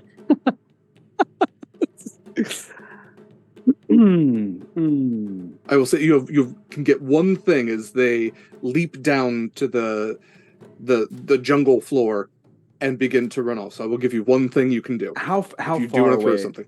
How far 20 away feet. from me? No. I won't be mean. Okay. I'll be nice. Okay. It looks like we have visitors here. Well, something dragged our party off the other ship. I'm not surprised. A hostile natives. Maybe a scout that was watching us. But there's not supposed to be anybody here. Nobody that they knew about. Mhm. Well, if it's a scout, that means there's more of them. Well, probably going to let them know we are on our way. And they've just alerted the whole entire mess of them. Man, I could have fireballed it or something. Like shoot him in the back. Shoulda, like, coulda, woulda. no. It's bad on karma. Oh, all right. Your actions will have consequences. And The there's more traps you on know. either side of us. Yes. So it's not like we can hide in the woods or anything.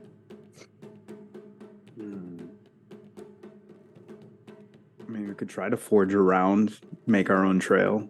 It'd slow things down. I think we just continue until it's a problem. Yeah. Do you want me to take point? Oh, you are very sturdy also. Oh, if you're volunteering, pretty, absolutely. I mean, always. For adventure. Okay. With Proximus taking Bro's just the gonna point then. shove Proximus forward. Not Proximus, Corvus, I'm sorry. We're not Whoops. not Whoa, trying to shoot whoa. Corvus forward. Corvus, as Who's you, that guy?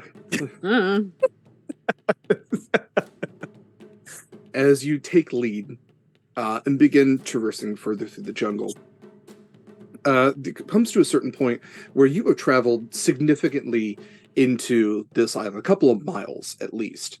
Hard to tell in a jungle. The movement is slower.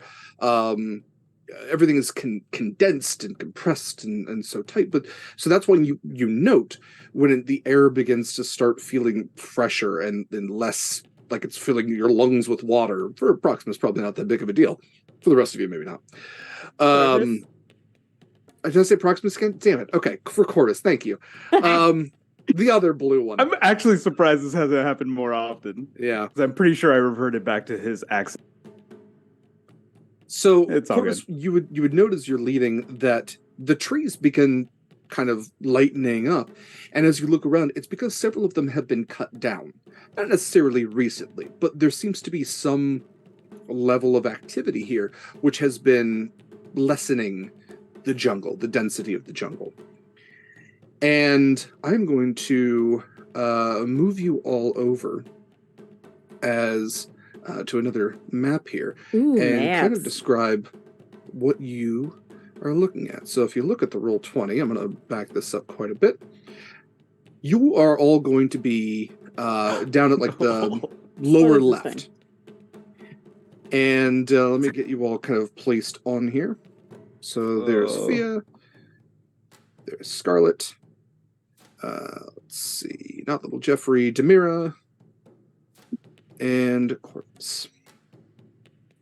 So feel free to move your icons. The squares aren't going to line up exactly.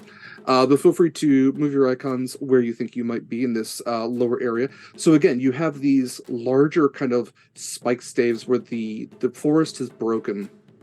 And you now find yourselves, you hadn't realized for the density of the jungle, you find yourselves at the foot of the volcanic mountain. And as you all look out, you can see that there are several huts there are people moving about. You cannot necessarily tell anything distinct about them, but they all seem to have humanoid shapes. There are ruins all about that are covered in green, these ancient stone ruins that seem to be standing, but definitely kind of have all that vinery kind of covering them. There is a much larger hut, which is closest to the foot of the mountain, and the mountain has steps carved into it, as well as levels that seem to lead up, and iconography, again, that feels very serpentine. And it also seems like, along with the ruins, you would note that there's like a statued hand peeking out of the ruins here. Weird thing about it is it seems to have one too many fingers. And there also seems to be an old wooden ship, which is rotting right up here in this area. Nobody has necessarily noticed you yet. How would you like to proceed? Sneakily? Yup. Sneak Where are stonking? you proceeding? Outskirts? Towards the, up and, like, hang to the left side of everything? Okay, so like up near the palm of this hand here. Yeah, I think that's Okay. a good call. Everybody go ahead and give me stealth checks. Right. Thank God we don't have a paladin with us right now. We're a cleric. Hmm. Thank God we don't have a cleric. It's fine. Right. I mean, it's like, before I go anywhere, I'm gonna take an action to pull the hood up on my cloak. Sure. So, yeah, if I'm hiding, things have, things have disadvantage to see me. So, Gotcha. That is a solid 14. ooh, So, I'm gonna use one of Demira, my go ahead and do rerolls. your. You can do your stealth with advantage since things have disadvantage to see you. I translate that to advantage at stealth. I'm gonna I- use one of my rerolls because I got a 5. Yeah, I'm That's gonna not- reroll that one. Oh, and that's a natural 20. Yeah. I'll take it. Oh, yeah. Oh, So, that's is it just worse. a 20, or is there anything else? 21 total. 21. Okay. How many rerolls can I use? You can use I mean, them as all. many as you have, I guess. All right, let me use another one. It's fine. My dice hate me today. Okay, well, that's as good as that's gonna get, apparently. That's an 11. Okay. 13. And the 13. Roll above a 10 right now. It's fine. It's fine. So an average of 14.75. So an average 14 stealth roll. Oh, okay. You don't round up? Round up. Just, No, no, sure don't. no, all right, Nope. okay. Not in this game. Okay, seems suspicious, but all right. Yeah, you know, it sure does, doesn't it? Don't be Um, suspicious. That's all of us. Yeah. The wings got like slightly, they're rustly. I would say so. You all, we can say, are kind of like hiding behind one of the pylons here, one of the defensive blockades. Let's see, who has the best perception? Me. Let's see, so- I think, yeah. Fia, I'm gonna Sure. say It's me. Fia, you would note first, and I'm gonna say, Corvus, recognizing who this is, you would spot one of the individual that you saw in the jungle before. Again, kind of like covered in greenery and body paint to where they blend in with like wood and the green leaves and the top layer of Like a this ghillie suit. rainforest. Oh. Kind of more like they have like moss, like almost attached, not necessarily, I want to say glued, but it's more like body paint than heavy like Oh. moss. Yeah. This is a person who's very, like, they have kind of skirt, they're carrying a spear, otherwise no armor or anything. This is a very light individual, but you would definitely note them because like it almost looks like the forest begins to move on its own as they walk out, and they go running up to this individual here by the fire and are kind of motioning, saying something to them. It's as you both kind of focus in on this person that they're talking to that you realize when he turns, very large humanoid, very broad shoulders, but as his head turns, he does not have a human face. This individual has the face of a serpent. Human body, snake head. Cool. And you hear him Don't begin like to that. shout in a language that none of you understand. And several others begin to kind of come out from the tents. Before long, he has about 10 other individuals, again, all humanoid, but all featuring these different aspects of serpent kind of features to them. Some of them look like a normal human being, but covered in scales. A couple of them look, again, like a normal human, but their arms are intertwined snakes with individual heads, almost like if Medusa was your arms instead of hair. And he gathers about 10 of these individuals, and along with the camouflaged person, they go off into the woods from where he came. So I'm going to take him off the map, and I'm going to take one of these folks, and take this folk. So, by not taking out that person, you have depleted a significant number who are now hunting you in the forest, not realizing that you're already out of the jungle. Your actions have consequences. Neat. Great, So as you this is begin to traverse through, there are individuals that you are going to see, but you're going to have to deal with fewer of them. So, first things first, I'm going to have this person, which I'm going to tell you all right now. These are Yuan-Ti.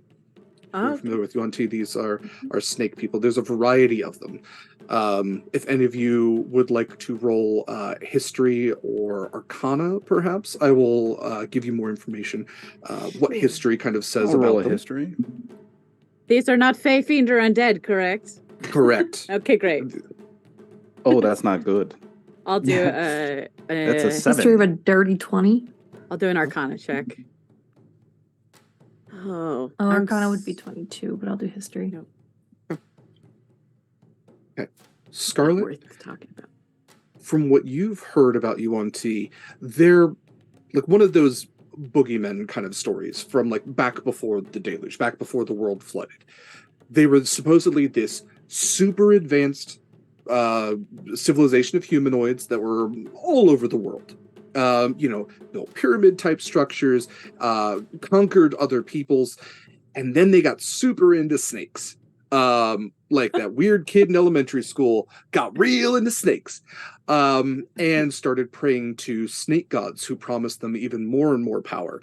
They began to conquer other peoples for more malicious reasons, a lot of it leading towards cultic activities where they would turn people into other Yuan-Ti, sacrifice people to their snake gods for greater eldritch power. When the deluge happened, a lot of their civilizations had already been long gone after, uprising here, uprising there, snake gods not being powerful enough, this, powerful enough that.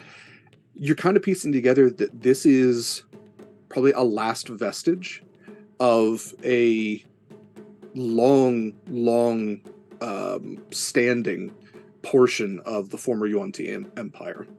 They've had a volcano they'd carved into a pyramid, but is now weathered away. They're surrounded by ruins. There's not a lot of them. But you know that they try to turn them, the ultimate thing that they look for is to become a snake or serpentine like their gods. So the more snake-like they look, the more powerful they are, and the more in touch with their gods they are. And they do all this through a variety of weird, dark magics. Okay. So, as you all begin to move, we can see you get up to the palm right here, and I have this Yuan-Ti roll their perception. They only rolled a 10. Oh. You were able to sneak past this individual. Is this still how you are proceeding? Okay. Yeah. All right. We're going to have one more perception roll here. Okay. That is a 16. Hell. This Yuan-Ti is going to spot you. I will say you have a surprise round if any of you would like to do anything. But otherwise, depending on what you do, we are going to roll for initiative here. So let's go ahead and roll for initiative. and we can see if you all can silence this person before they're able to get a yell off. 13. Son of... I am Jeez, that's I am terrible. firing this dice. Retirement. Straight to jail. 8. That was a 9.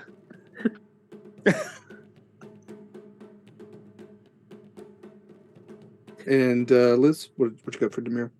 I'm sorry, for what? Initiative. Oh, initiative. Oh, jeez. Oh, gosh. 10.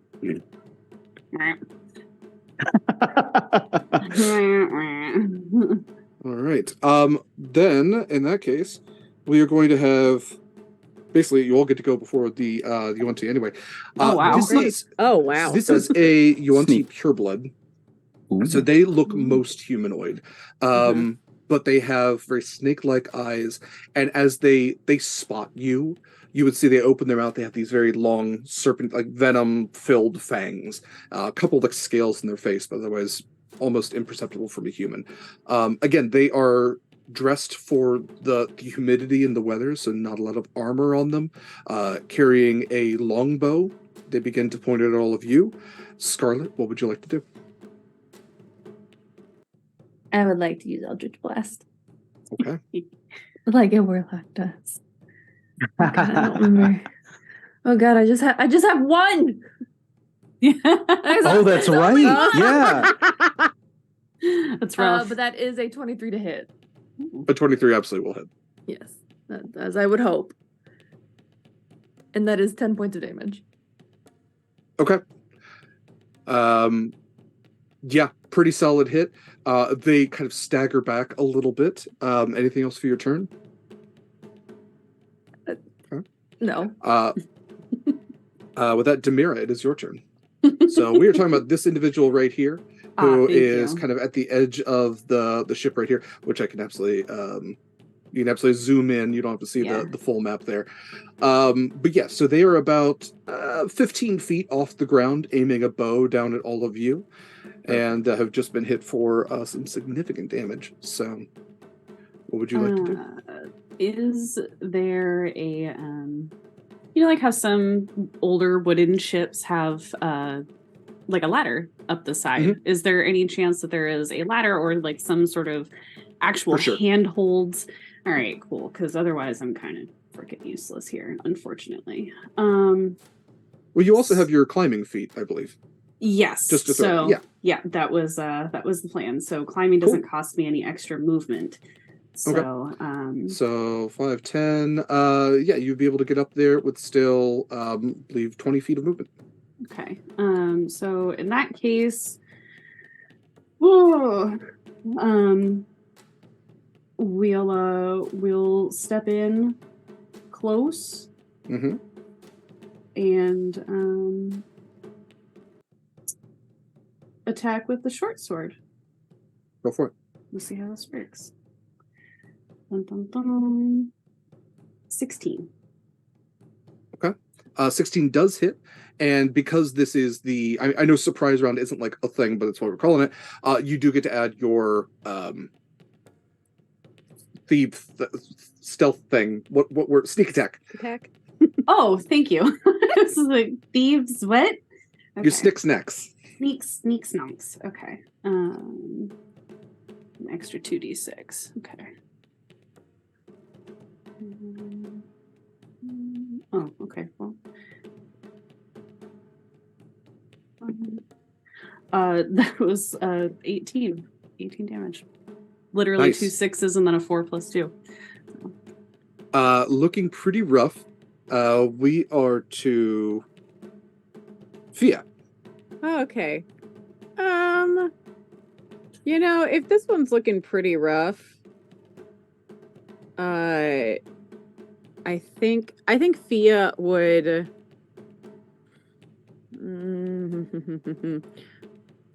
will fly sort of in this direction up towards this character. Oh, pointer. There we go. Get about here. And Fia like sort of pulls out from sort of unclear. No, she's got like some accoutrements on her, but she kind of unfurls this whip and just takes a sidearm and lashes it at this creature. So we're not doing any of the fun feats yet, because if they're looking not so great, it'll be fine. So that is a... Okay, well, that's a better dice. Would be a nat 17 plus 7, so 24 to hit? That'll do it, yeah. Yeah, I figured. Great. Yeah, they have an armor class of 11. Yeah, it's fine. Oh, I appreciate all of your 20s, whatever's, but yeah. Yeah, no, it's fine. And that will be 11 points of damage. Exactly how many hit points they had left. Perfect. Fia, how do you end this UNT? She's going to, as the whip comes around, it basically like wraps around this Yanti's arm and just rips it off, like Kill Bill style blood spurt. And they have been drop the bow. They land with a soft thud. You all have kept this decently enough quiet, where this UNT absolutely is. I have to click to kill them. This. Dead. Okay. Great. You have finished off this UNT. How would you all like to proceed? I will say that there is the big tent up here.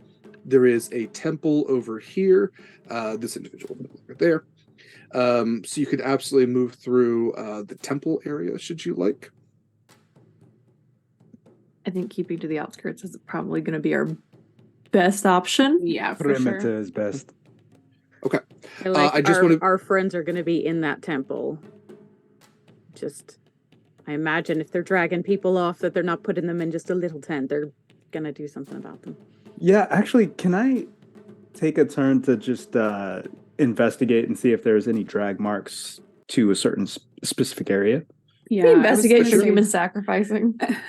Do I see any dead bodies filleted?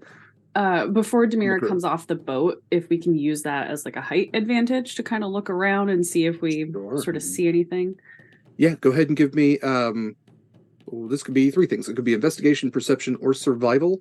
And yeah, go ahead and take advantage since you all have the high ground. Investigation, survival, or what was the other one? I'm sorry. Perception. Oh, okay. Yeah, we're gonna do that one. 17 for investigation. Great. 22 for perception. Okay. Demira, between Demira and Corvus, much to your points, there are 3 main drag marks. There are drag marks that lead, and I should also note the blood splots as well, which are strategically placed. Thanks, Incarnate, for this great map. It was fun building it. There are drag marks leading into the large tent here at the foot. There are numerous drag marks leading towards the stairs, leading up towards the volcano. Okay. And then there are some going into this ruin here.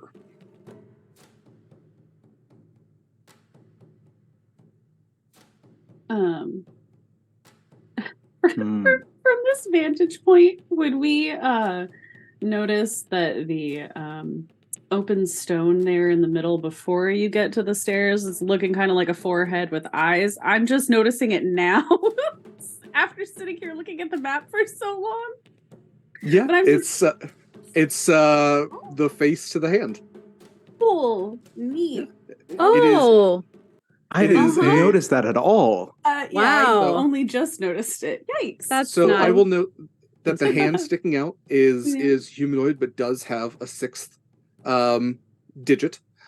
And yes, the face is cracked, partially covered. But yeah, you can. I'll just give you this. It was an ancient statue that probably stood hundreds of feet that has since fallen and been covered in all sorts of greenery and whatnot. Oh, that's awesome.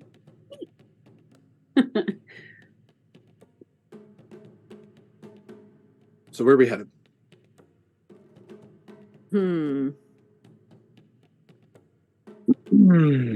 Where the drag marks are going to which ruin again? I'm sorry. The one that you were This one, basically okay. standing on, Where we're at. and then the tent, and then the. And we'll note there is a Yuan-Ti in front of the tent, kind of just Yeah. standing guard. And then up the stairs as well.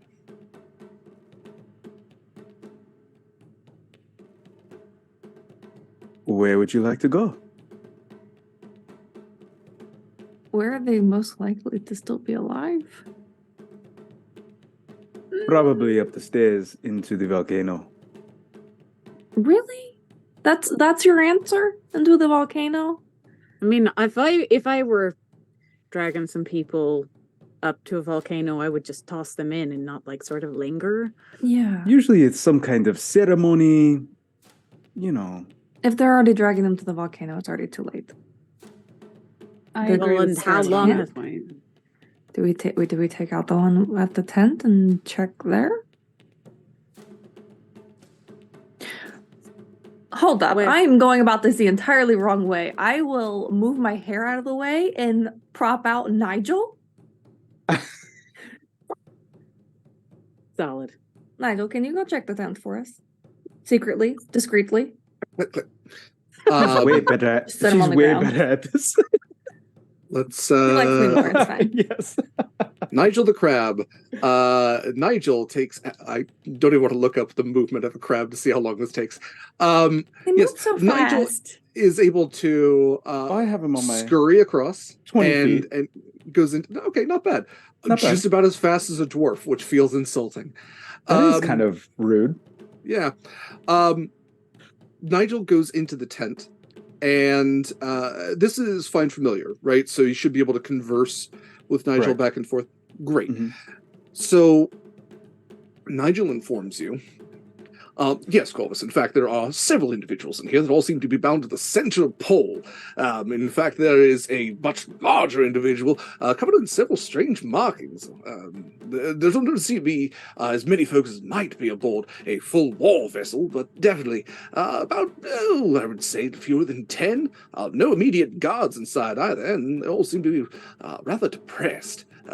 Several of them sleeping, but the largest one is awake. He has noted me. He is beckoning me closer. I don't trust this individual. He looks rather hungry, Corvus. Don't get too close, Nigel. Duly noted. Pip-hop. Anywhere else I should go? This is my boy. Oh. You named him Nigel. I'm I don't know what else I expected. If I had a better Tim Curry, I would do Nigel Thornberry. Yes, thank you. Okay. Oh, Fair. smashing. Heart eyes.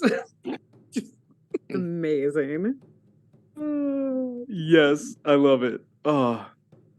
I pass along the information to my party.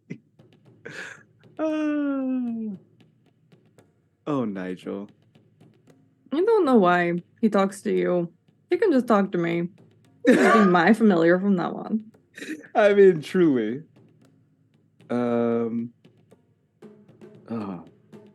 So I think we should take the tint. At least we can set the people free. They can let us know what is going on. Who Is it takes real? out our friend? It's just the one, right? That can't be too hard. Proximus, I'll give this to you too with the 17 you had before, since I believe you're doing investigation. The temple you were closest to, not that this has to do with the people in the tent, but just something else you would have noticed, is that it does have what seemed to be, so it is a ruin, but it does seem to be somewhat well upkept.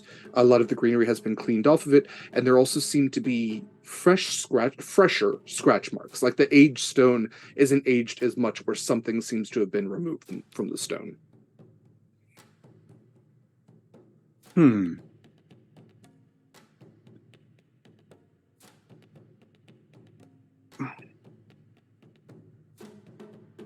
I'll Well- move closer.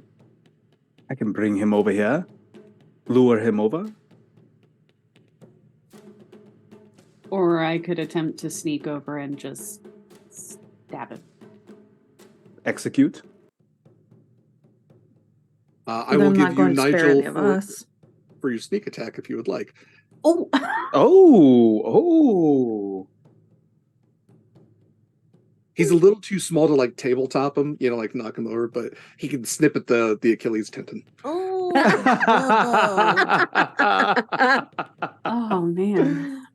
Oof, oof. To be fair, doing something that is timed and in conjunction would actually be very handy for Demira because she is so short. So just putting that in the space. If you all want to pair this up, that's absolutely fine. We're not in initiative right now. They have not spotted you. Yeah, so I think I will kind of the ruler thingy doobie. Kind of scoot around back this way, trying to keep out of the line of sight with my hood still up. So if yeah. So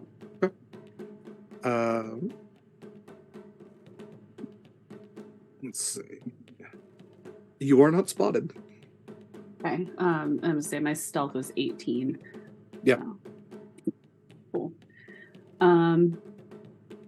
How tall is this person? Like if Demir is standing behind them not making any noise, like what is like eye level for her? The person's about 6'5", but like stretched out again, kind of like becoming more serpentine. So eye level for Demira. How tall is Demira? 5'2". 5'2". So, okay. Okay, so probably like middle of the shoulders or something, not too Torso-ish, yeah. Okay. In that case, yeah, we'll go with the short sword again and be kind of strategic about it. Just right into the back, kind of surgically into. Yeah. Yeah. Yeah. All right. Go ahead and roll for advantage. That's your 6 next. That is a nat 20. So that's 24. Add your snacks twice. Oh, and yes. And one thing we do in this game is if you do roll a nat 20, I will give you something that you can affect in a certain way. I think this I have a suggestion for this, but if you would like to move the person, if you would like to like get a firmer footing, or if you would just like to, because this is basically an assassination move, if you would like to insta-kill, I think that works narratively for this. I think an insta-kill would be pretty great. Yeah, okay. Absolutely. They don't have that many hit points, so I will say, go ahead and roll your damage. If we hit a certain point, we will say this is an insta-kill. Regardless, I think you'll be able to silence them. And so you said twice? Yeah, so go ahead and you can either roll double the amount of dice, or you can roll the dice and double the damage. Oh, okay. Then I'll double what I just rolled. So that's going to be 32. 16. Yeah, they would have had 8 hit points left. There's no sense in keeping those around. Nigel snaps. So yes, very silently, you bring this person down to your level, wrap a hand around their mouth. Are you letting them just drop? Are you pulling them into the tent? Oh, definitely kind of like holding them and scooting backwards into the tent. Just out of I love the height. We haven't done that in Assassin's Creed just yet. We need a shorter assassin for Assassin's Creed. Right. Seriously. Yeah, it's probably one of those like they're like cradled against her chest and like their head is right here and she's just like kind of waddling backwards with their legs dragging out. Yeah, permanent night. Demira, you back into the tent, and as you drop this person and turn around, you see what Nigel indicated. There are about 7 individuals here that are all bound around the center pole of this tent, and the person that you see that is still awake, you come eye to eye with your father's first mate for years, a Goliath named Grim Joe. Ah, lovely. Are they so they're are they silenced? Do they have like No, okay. He looks up at you and goes, Demira? Well, shit, you're still alive. Well, shit, you're actually here. What are you doing? Well, Eula called in a favor, so we're here to save your asses. The whole point was that you didn't do things like these. Your father would be, I don't know, I'm indicating with my hands are bound. Your father would be very upset, hoping he's still alive, that is. So while he's talking, she pulls out a dagger and starts cutting loose everybody's hands. Yeah, the other people are like flopping. They're not dead or really unconscious. It's more like they almost seem like drunk, like so drunk in a way that they're just like can't even hold themselves up, just like slobbering, face hits the ground with a thud, kind of drunk. So what's the story? These other men have been poisoned. They split us into 3 when they attacked us on the beach. I was taken here. They gave me some sort of concoction, but I am harder than most. Some of the others, I believe they turned into food. Your father, at least, was taken to the volcano recently, today. I don't know what else they were trying to do, but they have taken us into the temple just not far from here. They are, I believe, trying to convert me, into them. But they will not have Grim Joe, not this day. I saw a crab. Was that you? Not you. With you? Are you friends with Crab? Yes, the crab is ours. That is Nigel. He's been very useful. Cannot eat crab. No. They have not fed us much. As I look at my backpack. Yeah, she pulls her 1 day of rations that she just kind of tucks away in her backpack and hands him the package before going back over to the door and motioning for everybody else to come inside. So if you all choose to go inside, you would note exactly what everyone else has seen. So again, there are a number of individuals here, no longer bound, but definitely looking pretty rough. And the tent otherwise has a lot of stake iconography. It seems to be like not meant for people who stay here, but almost like a holding area for these individuals and any other individuals they might get. So there are some rudimentary weapons, again, spears, longbows, short bows, things like that. But that's really all that's in here. So when everybody comes in, I'll look to Scarlet and say, well, it looks like our snake friends are trying to convert people to their way of life. They have some people down in the ruin, but they took people up to the volcano earlier, including my father. Oh. Well, that's fun. That's And very really disgusting.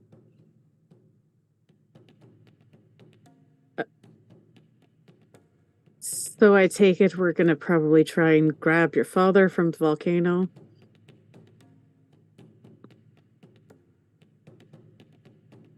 Is that what you would like to do?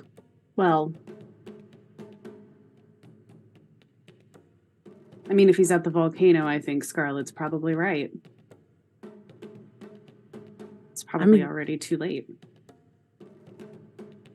In the thought of keeping secrets from leaking out to others, right? Eula would want us to either find out what happened to the captain that knows where the Finn is on a regular basis, to make sure You that can't we can find the Finn. Not just by someone telling you where it is.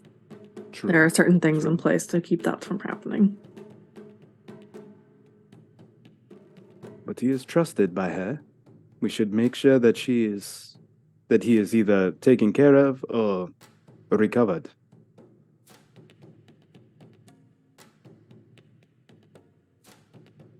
All right, let's go. Not going to lie. I was Send the crab first. Doing great so far. As long as no one eats him. As long as he doesn't And become he looks cooked. at the Goliath. You're not afraid he's gonna get boiled by the volcano or something? If it gets too hot, he'll come back. Okay, so where are we sending Nigel? Up the stairs. The volcano. Up. Okay. What is the range? What is the range for Find Familiar? Because I know there is a range for your Yeah, there familiar. see here.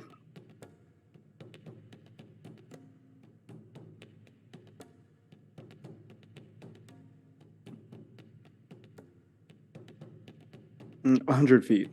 100 feet. Okay.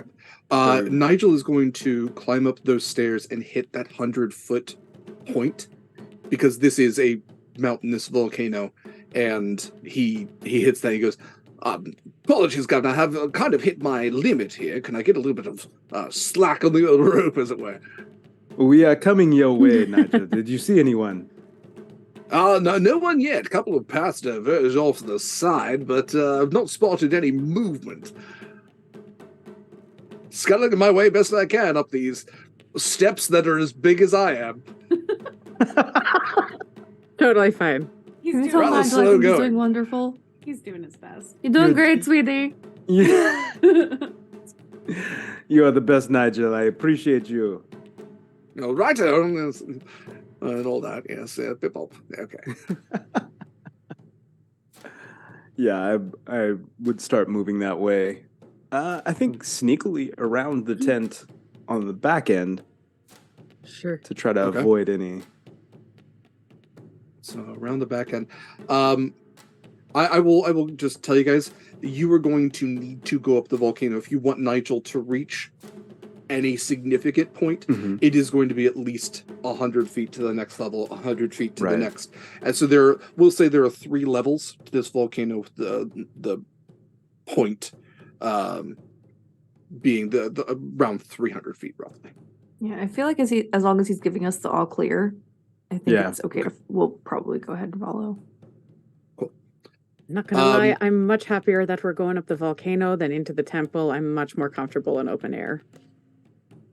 Selfishly, you know. Temples weird me out. So Nigel moves up the 100 feet, indicates that you will hit a plateau every 100 feet. So there are paths diverging off to the left and right. No movement at the first one. No movement at the second. There are entrances to this volcanic mountain at each level, again, to the left and right, should you want to explore. Otherwise, we can just keep moving to the top. Onwards and upwards. We're on a bit of a mission. Nigel, faster we we do are this? following you. With that, then, let's go ahead and change over to the map for what's at the top.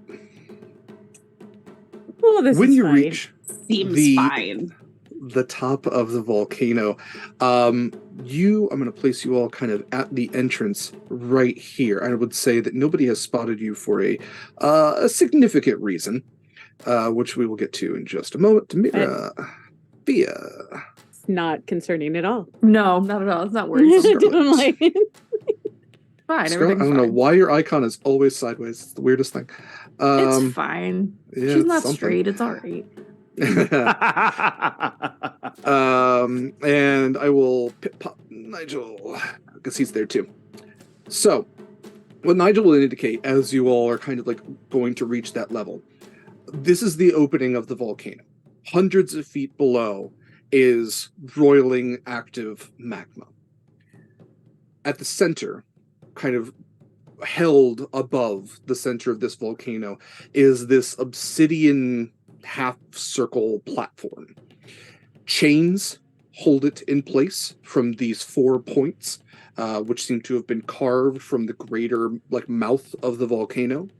At those 4 points, you see there are Yuan-Ti posed with bows. All of them have their backs turned and their eyes closed, like hands over their eyes, their backs turned to the center point. At the center point, you can see Demira, you see your father, along with 9 of his sailors, you presume, 2 Yuan-Ti that are much different and much more serpentine than the others. The one that you see has full snake scales all over his body. His arms have become serpents. He has somewhat of a humanoid face, but it's becoming more and more scaled and snake-like. The other one is basically an anthropomorphic cobra. Full hood, slitted eyes, still, bipedal with 2 arms, but fully scaled and bedecked in these weathered, aged robes. The other one seems to be holding a weapon, kind of like bound in the serpents. The significant thing about both of them is they have no eyes. So where I said slitted eyes, I should have said their eyes are missing, as in they have been plucked out. There is a statue at the center, this snake statue, which is holding, you can't necessarily see what's on it, but there is, in the snake's mouth, a large golden, plate circle, which has some sort of symbology on it. And as the 2 eyeless Yuan-Ti step aside from it, they have unveiled this to all of the sailors and your again, Demira's father. And that is what all of you see. Well, I hate all of this. That's fantastic.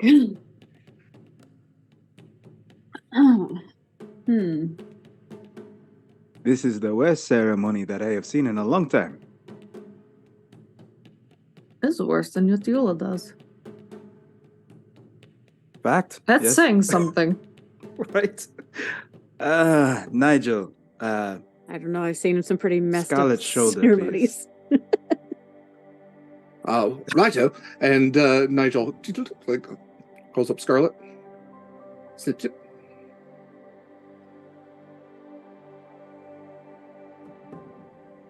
Do we split up? Take off the 2 that are on either side of us? Is there Then go for enough? the Is there 2 enough that- space to kind of? Yeah, I would say that the map doesn't get the entirety of the volcano. I'm sorry. The other thing I should note is at the 4 points there are also these ancient statues, which don't seem to have. I will note this.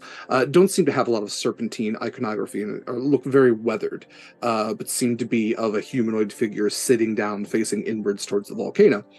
But yes, there is enough room for you all to move around. It would be single file, but you could skirt around the edge and get to the 4 points.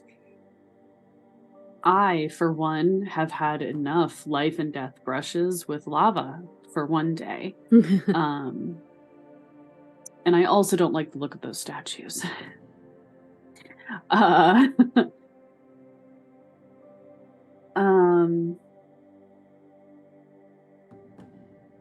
You said they had short bows? They're all armed with let's see, I believe it is longbows and scimitars. Oh dang, okay. No, longbow's a little bit different. Split up. Take them out one by one. Take out these 2. Split off in the groups of 2. At least Hopefully the ones on the others corners.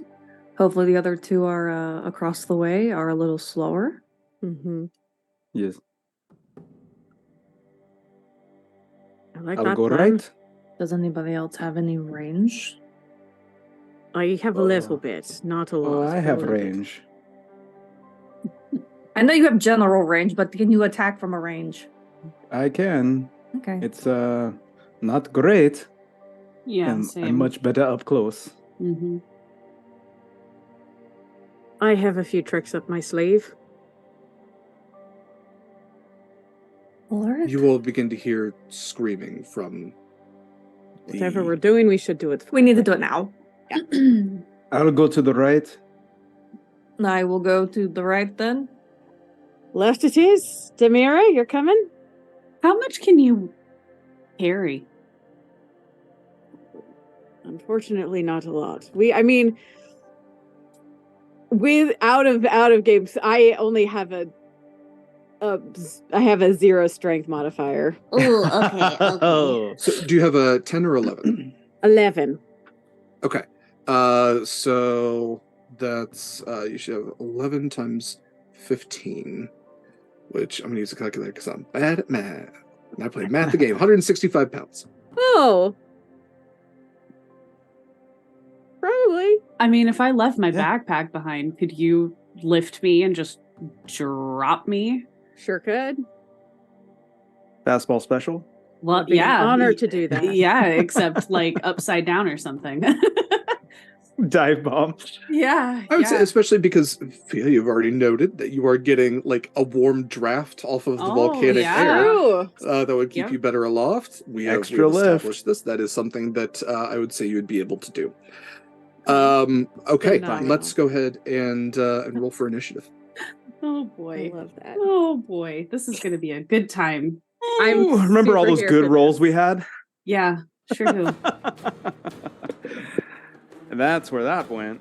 Uh-huh. I'm gonna use one of my re-rolls for that one. Remember when Same. y'all agreed to do this prequel? That was a 3. Hey, remember that time? Yeah, remember that? Remember that? I Remember? would say none of you Wow. have died or even taken Jeez. damage yet, just to be fair. True. It was Oh. real Because touch we're and go smart. there for a second. My initiative is 7. I have an 8. Yes. 12. 7. We got the dream team over on the right side. 18. It's a good thing you're pretty. We're just gonna wait it out. Yeah. I'm just You guys got this. It's Oh fine. wait, how close are seriously? They've got their eyes closed. Just rush up there and right into the lava. They're so close. You just push Spartan them right kick off them? the edge. Just push. Just go real. I can real I'm just gonna quiet. try to Eldritch blast them into Sure. the lava. There you go. Demira and Fia, since you all have decided to team up on this, and because Yeah. you both have the first initiative, what would you like to do? So my thought is for Fia to, I guess, probably grab me by the shoulders Mhm. or the shirt, whatever, Mhm. and I will prepare a sneak attack, death from above with a pair of daggers. Yeah. And I'm sorry, And you're attacking basically- the one on the left or the right? On the left. Left. And Okay. hopefully just kind of like right here in the shoulders, death from above. As You got long it. as we land appropriately when I get dropped. So I guess we'll see what happens. Go for it. All right. So I would have grabbed yeah, I would have taken my talons. I'm sorry this might pinch a little bit and just wrap them all the way around Demira's arms to like Mhm. lift her up and drag them over to the left. I can go Yeah, I love just like both knives just Yeah. Yeah. ready to stab. I think I'm just gonna double check something. Yeah, I would have to use my movement and dash action to get all the way over there. Okay. So, yeah. Burp. And I would probably drop. I mean, I would be like just high enough that I would drop Demira smack dab on top of the. on Yeah, top no of them, falling damage, just Yeah. knives in the shoulders. and then sort of hang out. There. So Demira, you get advantage with your attack because you are being assisted for this. I love this. Go get him, Sweetling. Go get him. It's like the worst stork ever, just sending you a knifey half dwarf. Knifey half dwarf. The best kind of half dwarf, let's be honest. Those were both not very good. So I am going to use one of my rerolls for that because it was not a good time. Everybody was very upset. 16. 16 will hit. Fantastic. All right, so dagger. Those are D4s and not D6s.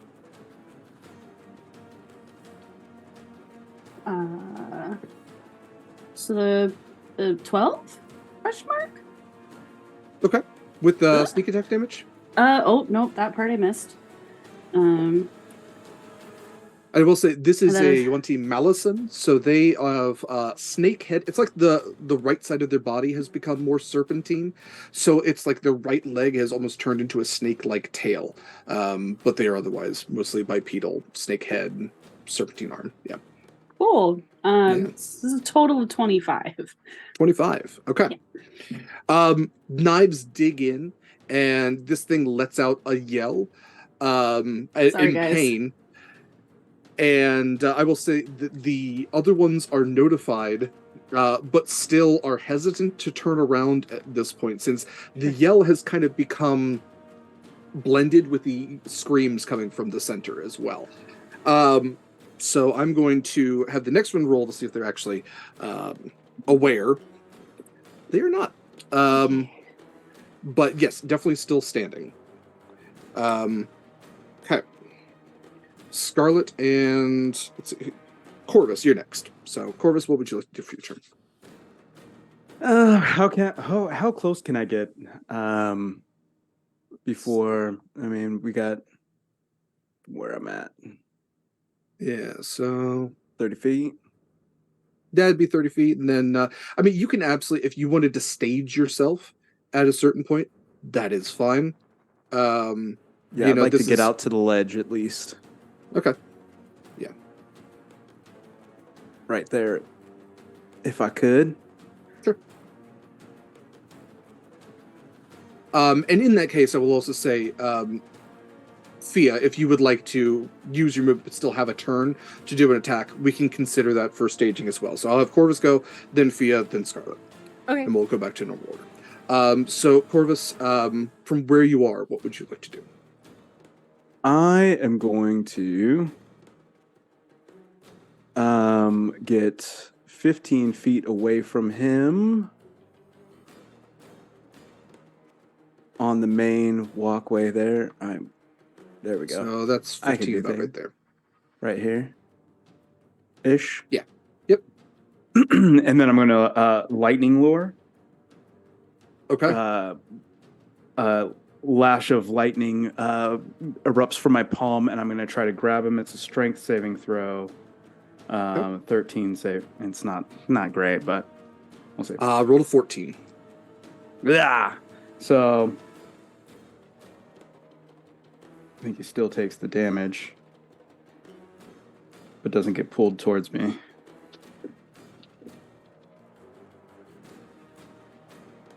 Well, I tried. That's 5 lightning damage. Should have just sliced him. It's fine. Anything else for your turn? No, that's my action and movement. Cool. Okay. Yeah, definitely now aware of you as they've just been struck by lightning and kind of look up. So this one does clock you and Scarlet. Definitely, this is like the upper torso is all serpentine, and they go to reach for their scimitar. Fia, let's go ahead and do your turn real quick. So we can say you're above, you've landed, however you would like. But what would you like to do to this Malison? I will stay above where I am. It's keeping approximately 10 feet from this character. Fia is going to, first of all, she's going to unfurl the whip again, but instead of going for the hit, she takes the back end of it and draws it across like the back of her claws as a spurt of blood, like just, does the thing. That's for my bonus action and activate that blood curse. Okay. Or that, yes. And then as she does so, there's this frost kind of creeps out of the wound and travels up her arm and around herself and turns into, as she also casts Armor of Agathist on herself for my action. Awesome. Cool. That's going to be, I believe, my turn with the with the action and bonus action, and I'm just ready. Cool. Scarlet, it is your turn. Scheiße. I would like to move Take 4 probably points of in damage. par with Corvus. And I would actually like to target the one that's across from us.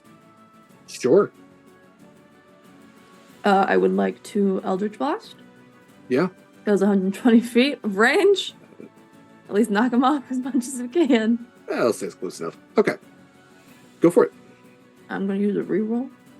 I'm going to use another reroll.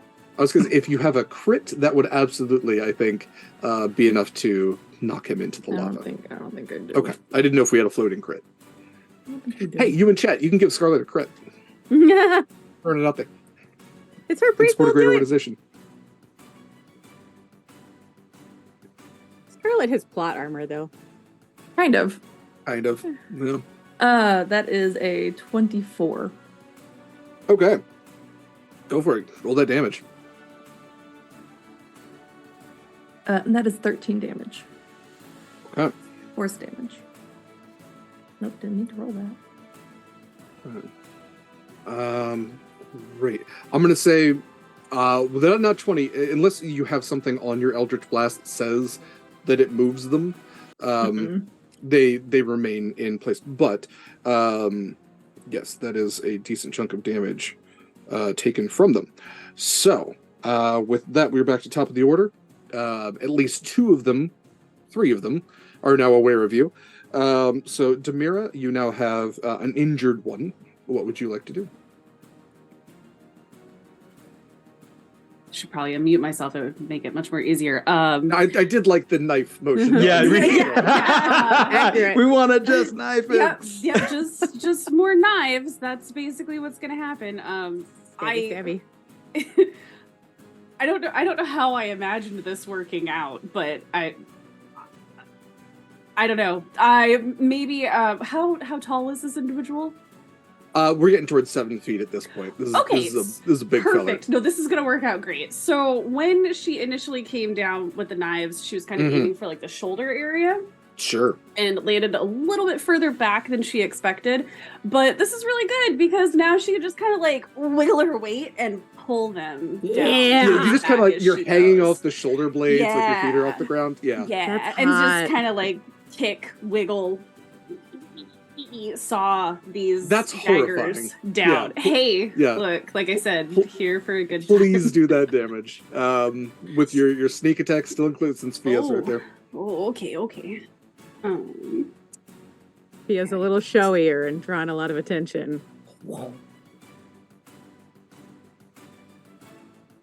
Math is really hard. I apologize.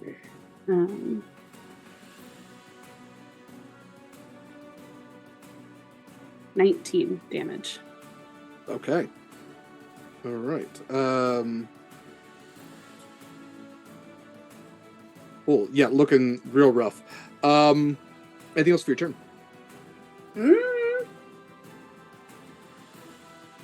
No, I don't think so.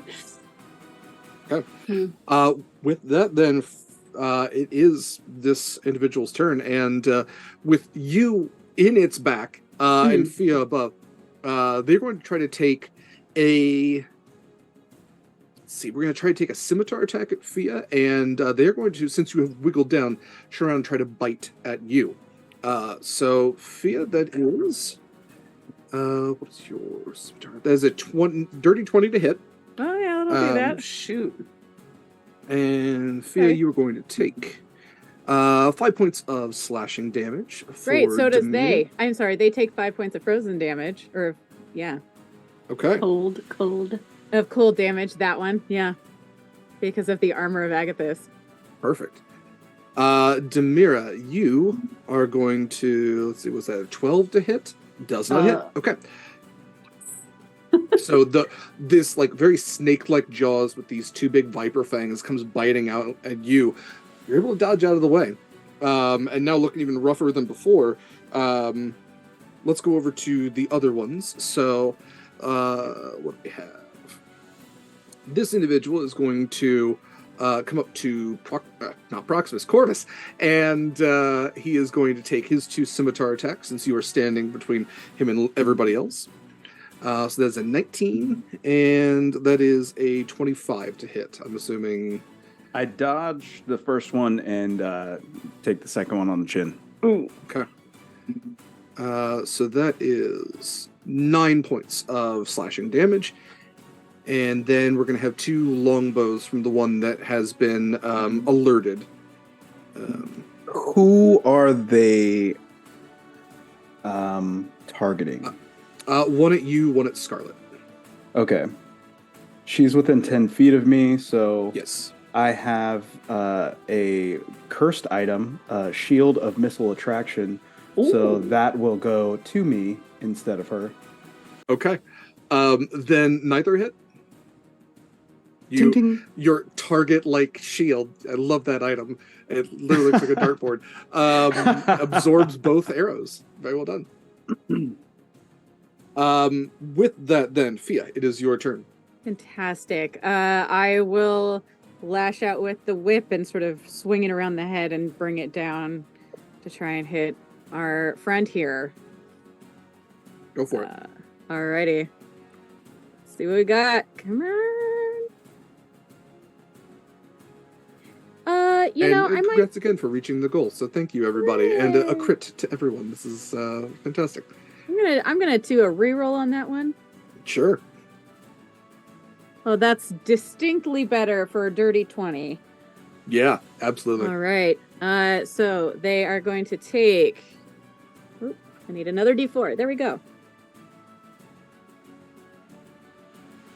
It looks like, again, 11 points of slashing damage plus an additional 3 points of frozen damage as ice covers the whip. Again, literally the amount of hit points that they had left. How do you finish this Malison? So Fia is like slightly above them, wings outstretched as the whip comes around, and just kind of slashes them across the chest.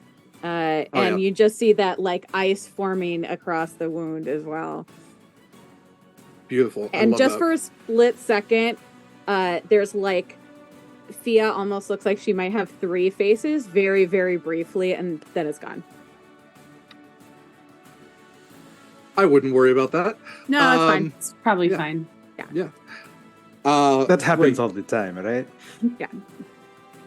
Portis, it is your turn.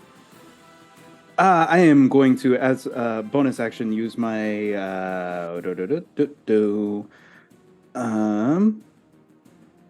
my weapon bond and summon my trident of fish command, and I am going to stab said baddie in front of me.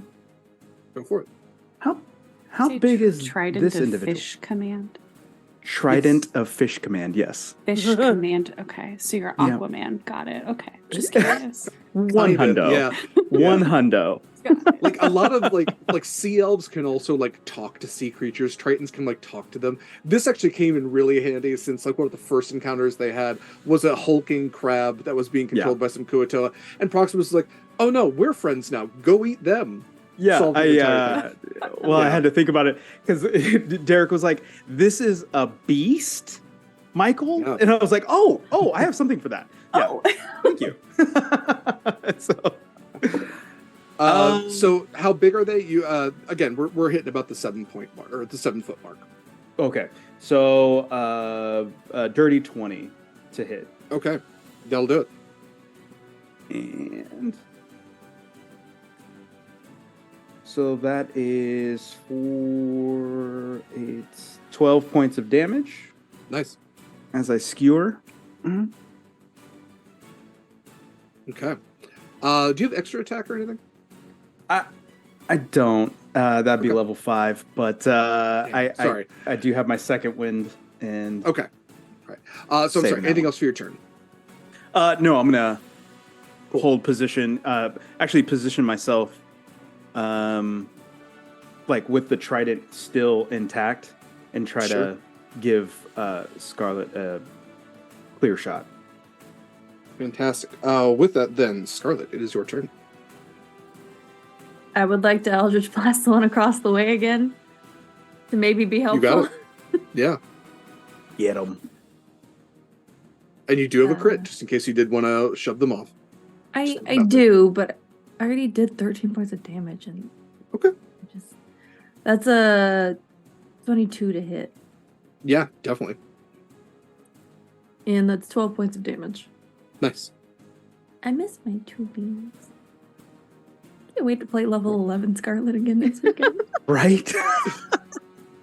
Back to top of the order with Demira. Demira, you have finished off your particular UNT.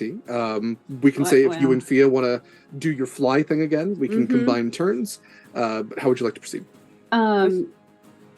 I do assume that is what we would want to do. Fly me Absolutely. somewhere else. My While thoughts exactly. the flight is happening, I would like to look over toward the center to see how many people are still standing, because we have been hearing screams and I'm getting a little nervous.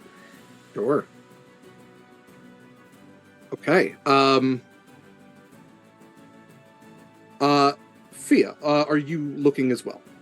I am, and I am less concerned about who's still standing and trying to decide if we're gonna go for the center one. And I think that one's just that much closer. I can get to either one of them, but I think Fia would aim for that one in the center here. I'm looking in that direction to see what's going on over there. What? Okay, let's see if this is. As you look towards the center, I will need a wisdom saving throw from both of you, please. Oh no. Okay. Oh no. It's a bad time. It's a bad time.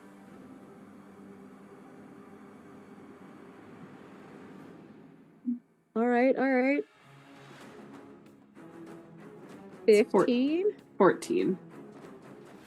And I'm sorry, Fia, what was yours? 15. Great. Fia, you clock your enemies. You were able to direct your attention to where you intended to direct it. Okay. Demir, it's not that you failed at anything. You are able to spot that everybody is still standing, though standing, kneeling, a lot of them are kind of like clawing at their faces, yelling out in agony. Some of them have their heads pulled back with this almost like blackness pouring out of where their eyes are. It's not that their eyes are gone, but it's at that point that you catch sight of the golden disc. Demira, let me see if I can find an appropriate song for this. Oh, good. Oh, this is fine. Oh, good. While Fia is flying you across, this is too light. You know, we're just going to do the Scarlet song, since that's fitting. Oh, good. Demira, your head cocks back as Fia is flying you. Fia, you might not even notice this. Just this person below you. And with everything screaming, with the sound of the volcano rolling around you, it's hard to even hear as Demira begins to scream out.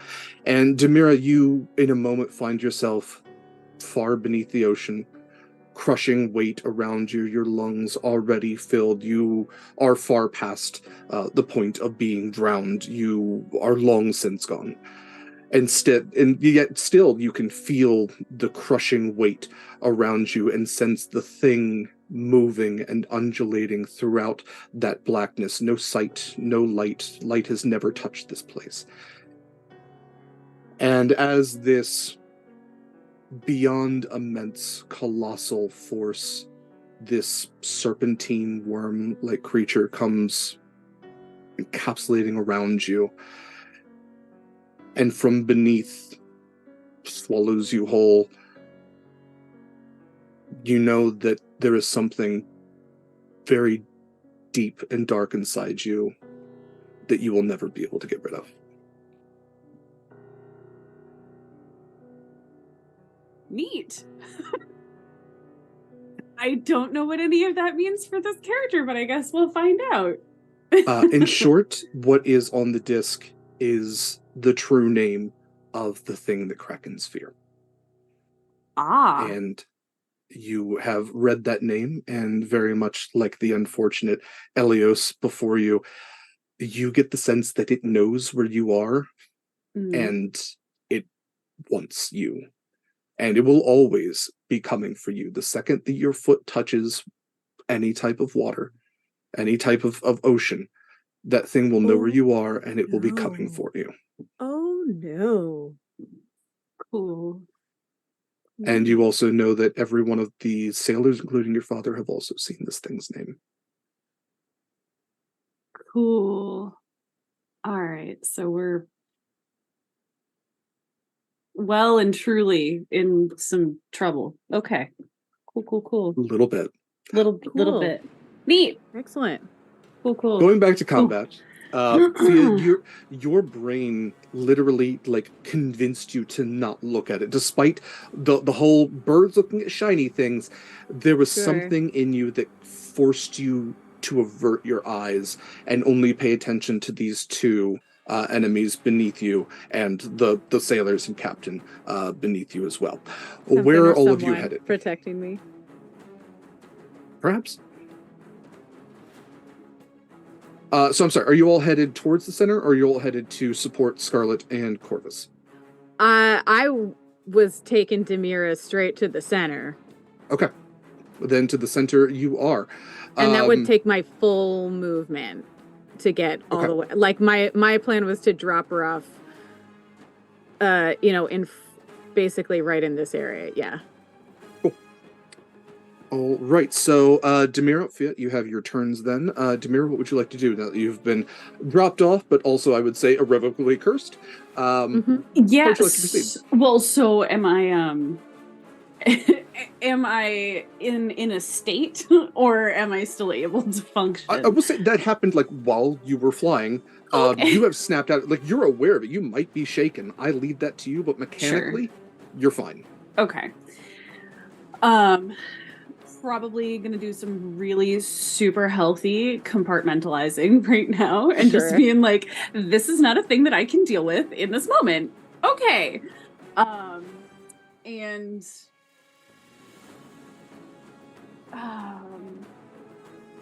yeah, I feel like we need to take these bad guys out. So we'll step up just a little bit and probably still have the daggers out. So just start swinging. I don't really know if I'll get a sneak attack on this one because I guess I'd say they saw me coming, but I will say you get sneak attack because Fia is right there. Okay. All right. Again, big, large, distracting wings. She takes up a lot of space, Fia does. I'd be distracted if she walked by me. It's fine. She's not wearing a lot either, y'all. That's a 22 to hit. That'll hit. Um,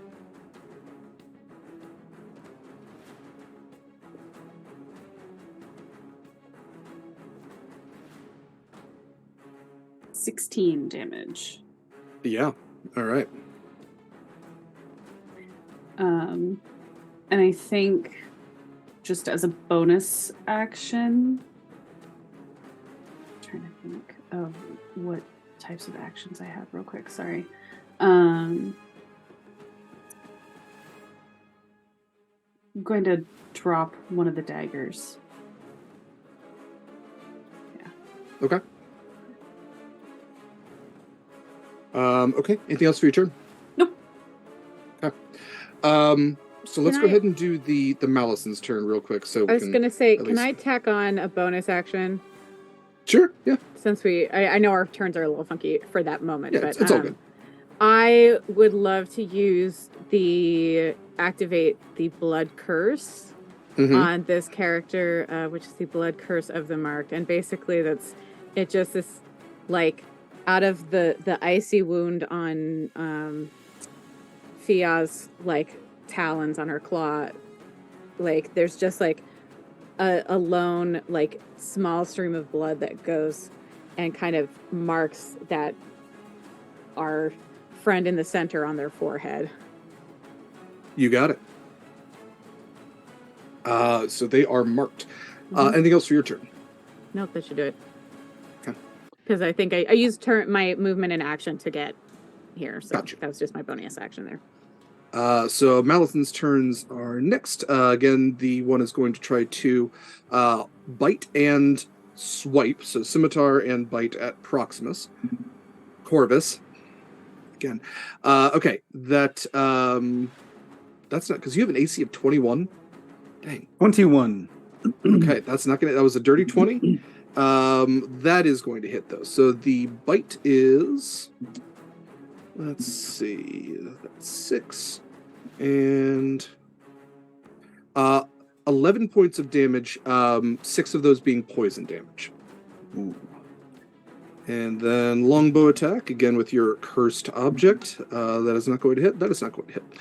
So again, you tack 2 more arrows into your shield, which absorbs them.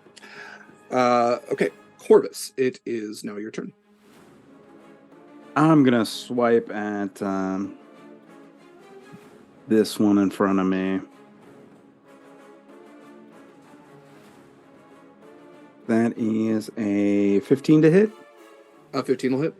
Oh. Ching ching.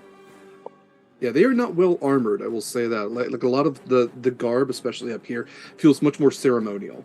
Like these guys have, gauntlets and, maybe a little bit of leather, maybe a pauldron or two, but they are not in heavy armor or even really decent armor in any sense.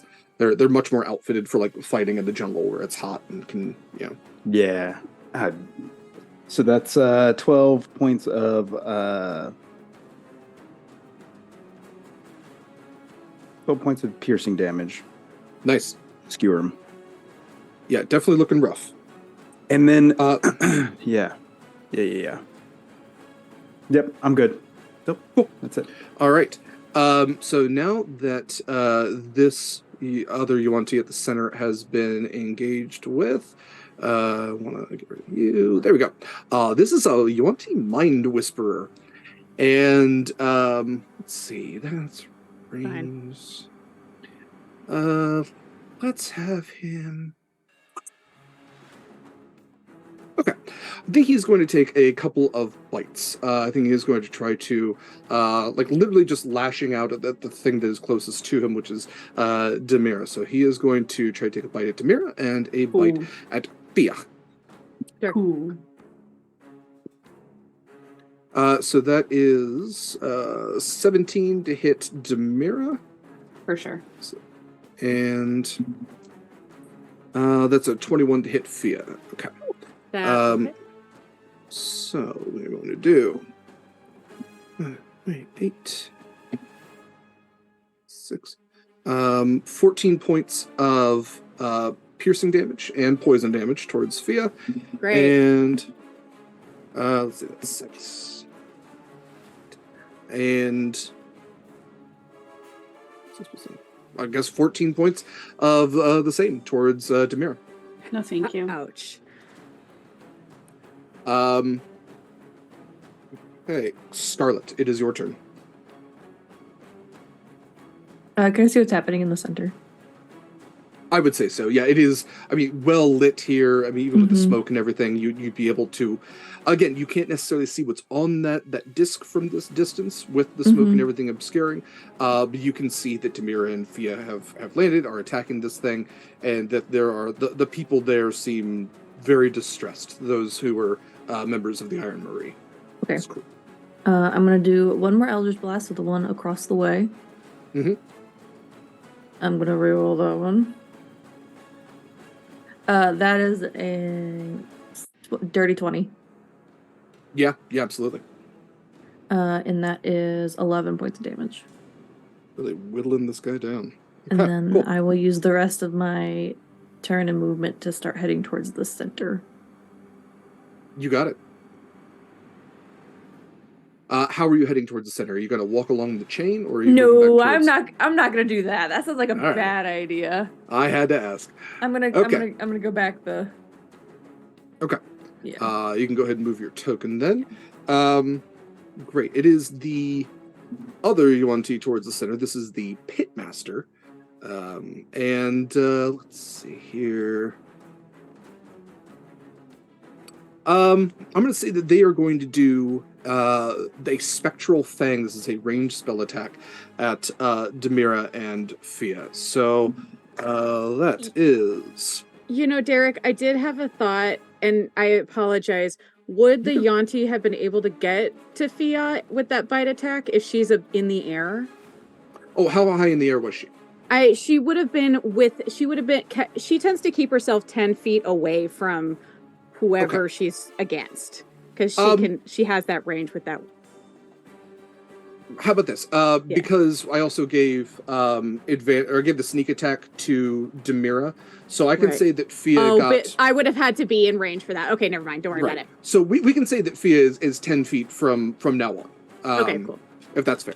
No, that's totally. I forgot about the sneak attack, so never mind. Ignore me. You're all good. The spectral fang is going to miss on Fia and is going to hit on Demira. That is only a D8. This is fine. 3, 11, 14, 17 points of poison damage as this like snake-like arm casts out and these spectral fangs emit from it and kind of pierce into your side. Yes, for Demira.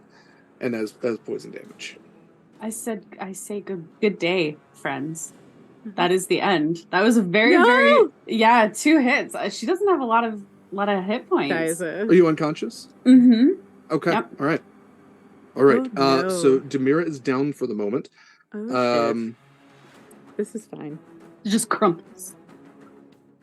With that, let's see. We are back. Well, Demira's turn. Go ahead and make a death save. No. That's always an option. You can. You can always just let go. You don't get any bonuses to this, right? It's just a straight D20 roll. Okay. It's been have a crit. You can use the crit You're to right. come back. I do. I'm not going to stop you. Yeah. I'm gonna save that. Bring it in really clutch savor it. when the moment is really tense. Yeah. It's not tense already. It's been a while since I've had to roll death saves, so okay, that is a 12. Okay, that is a success. Yay. Okay. We are back to the Malison's turns. Again, we're going to have a couple of scimitar swipes at Corvus. That's going to hit. That will not. So, Corvus. What is that? 9 points of slashing damage. And I'm going to say that the one's getting frustrated that every time they shoot at you, they keep hitting your shield. So I'm going to give him a couple more shots at you. Nope. Okay. That is it for their turn. Let's see. Fia, it is your turn. Great. So I whip out at the center one now that they've taken down my friend. This is fine. The one that I have marked. Oh, golly.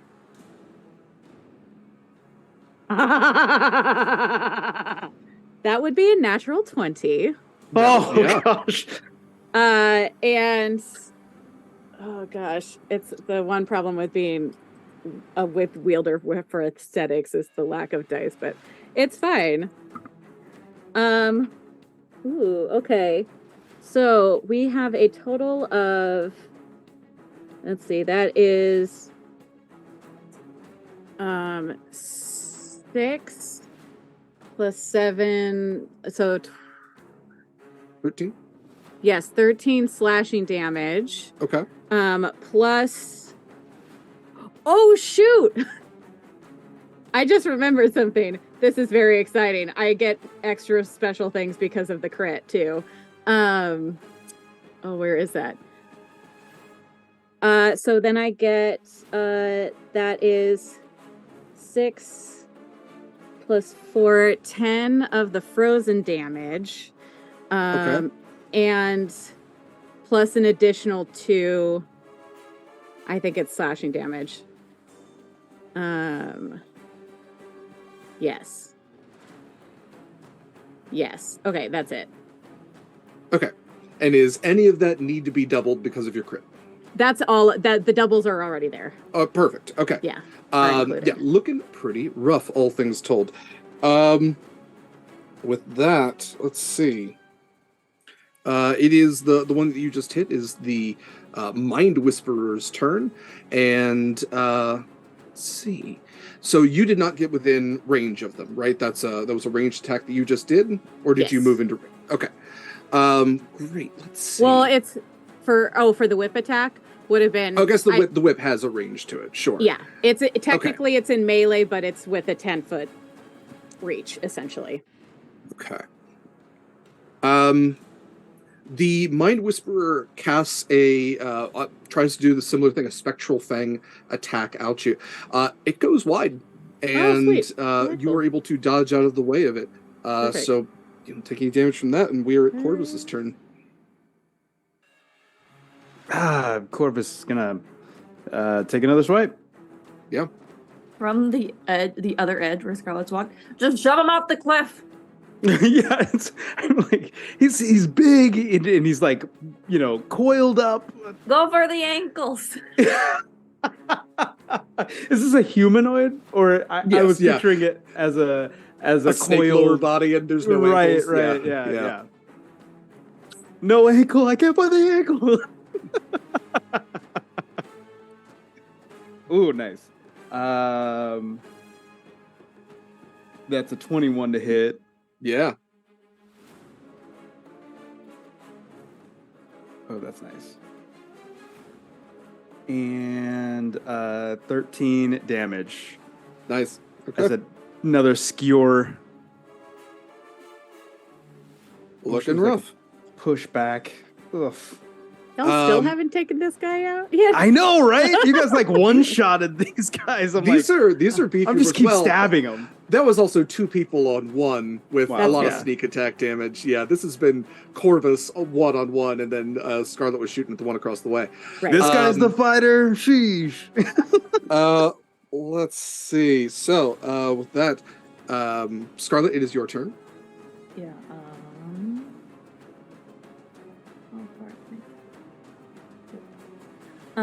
I'm gonna move, and everyone, the captain and the crew there, kneeled. Correct. Correct. Yeah. And then the one that is, in front of the statue there. That one is like I can get like a clear shot. I would say so. Yeah. This Cool. is. I mean, that's at the center. That is a dwarf that's kneeled.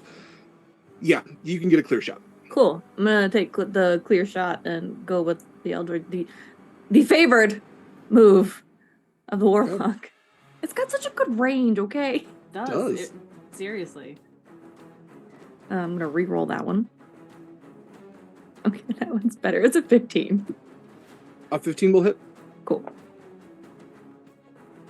And that is 12 points damage. Okay. All right. Maybe 1 or 2 more hits left in this guy. And that is where we come back to the Pitmaster.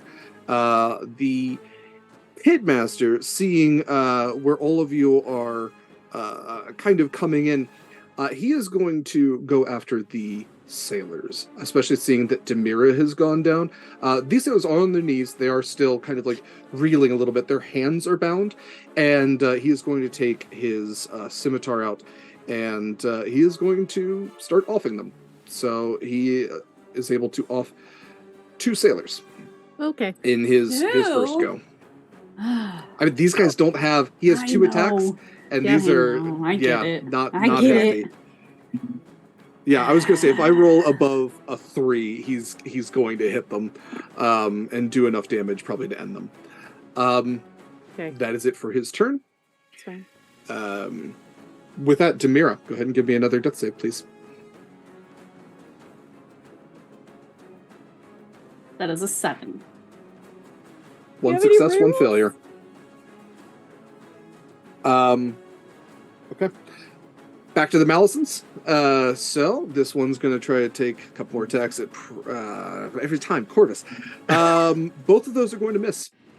So we are with Fia now. Actually, I need 2 more attacks. Okay.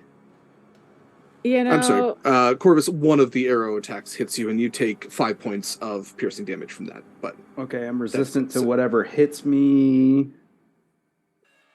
as ranged. So I will. What is that? 2, 3? 3. Yeah. Okay. I'm sorry, Fia. Yes. how's our friend looking here? Which friend? The one that took down Demira The one that I've been fighting in the center here. On a scale of let's see, on a scale of 1 to 71, I'd say they're feeling about an 18. All right. Okay.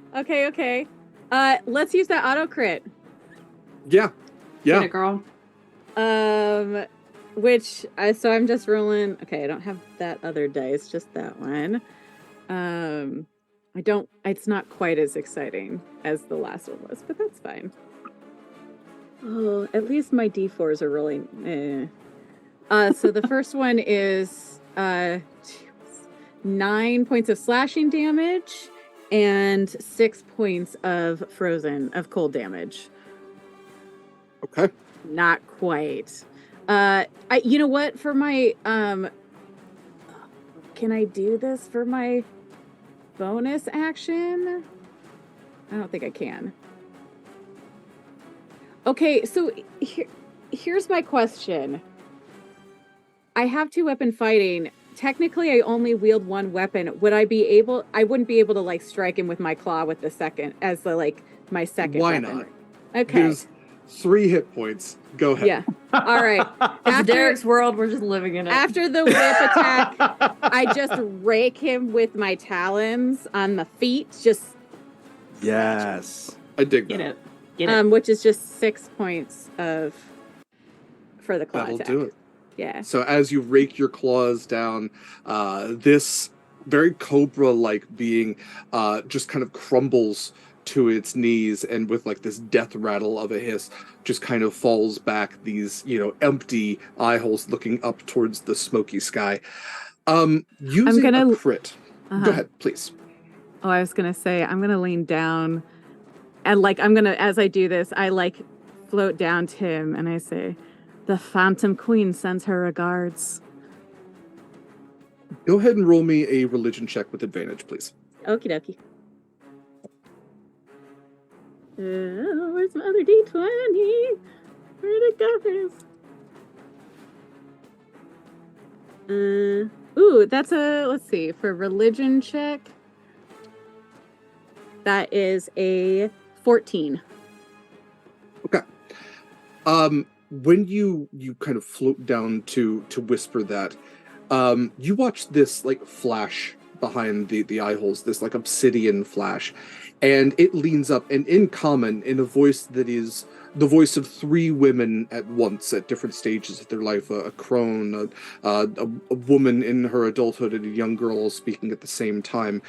She says, "You have to destroy it. Throw it in. Let no one else see it." Got it. As you wish.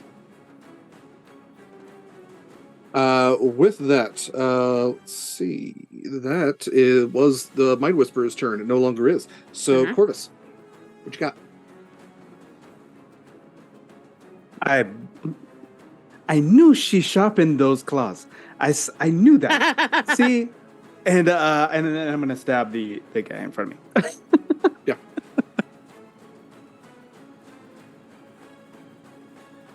Plus 6, 21 to hit. That'll do it. Ooh, man, I like this guy.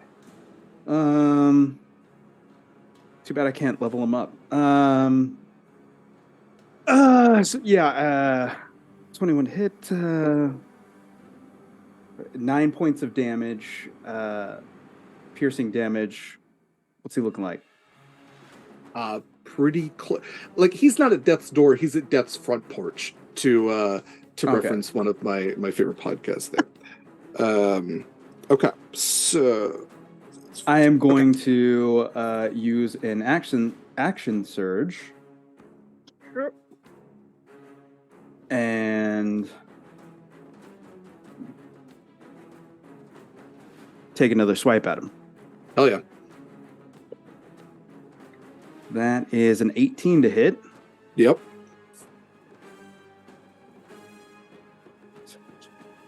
13 points of piercing damage. I'm going to try to go right underneath the jaw. Go ahead and finish him. Right underneath the jaw, and then the 2. Yeah, like the Wolverine thing. Yeah. Yeah, as you do, the jaw unhinges, And as you like slice up, very snake-like, the eyes kind of like roll back, and you have finished off this Malison. And then can I use my movement to get to the end of the chain here? Yeah. Sure. I'm not going to stop you. And that's it. Yeah. Okay. All right. Can I use my bonus action? I'm sorry. Sure. And use my second wind so I can get some points back. Sure. Ooh, nice. While you're doing that, Scarlet, 14. It is your turn. I think I can finally make it to the rope bridge. Yeah. Yeah. Yeah. And our friend who's taking out our sailors is the new target. Sure. Go for it. Stop killing these people. I pay them. We pay them. That is a 21. Mm-hmm. And that is 9 points of damage. Nice. That's all right. Anything else for your turn? Nope, that's it. Cool. That is this individual's turn again, and I think they spot Fia now, because especially since you just offed the Mind Whisperer, they're going to come try to. Well, I guess they have a ranged spell attack, so I'm actually going to leave them where they are, and we're going to try a couple of Spectral Fangs real quick here. Great. That's going to be a hit. That's going to be a hit. So Fia, you are going to take 7, 13. So that is 16. Okay. 21 points of damage. Oh, I'm out. I'm down. Poison damage. Okay. Okay. With that, then, Demira, give me a death save. Yeah. Yep. I'm gonna do that. That is a 14. You're muted, Derek. I'm so sorry. 2 successes, 1 more, and you're good. Yeah. I realized I hit the mute button. Okay, well, that's. I think everybody who has the Malisons don't have range. Well, no, this one does, at least on Corvus. Let's see if he can try. Nope. 2 3s. Fia, go ahead and give me a death save. Okay.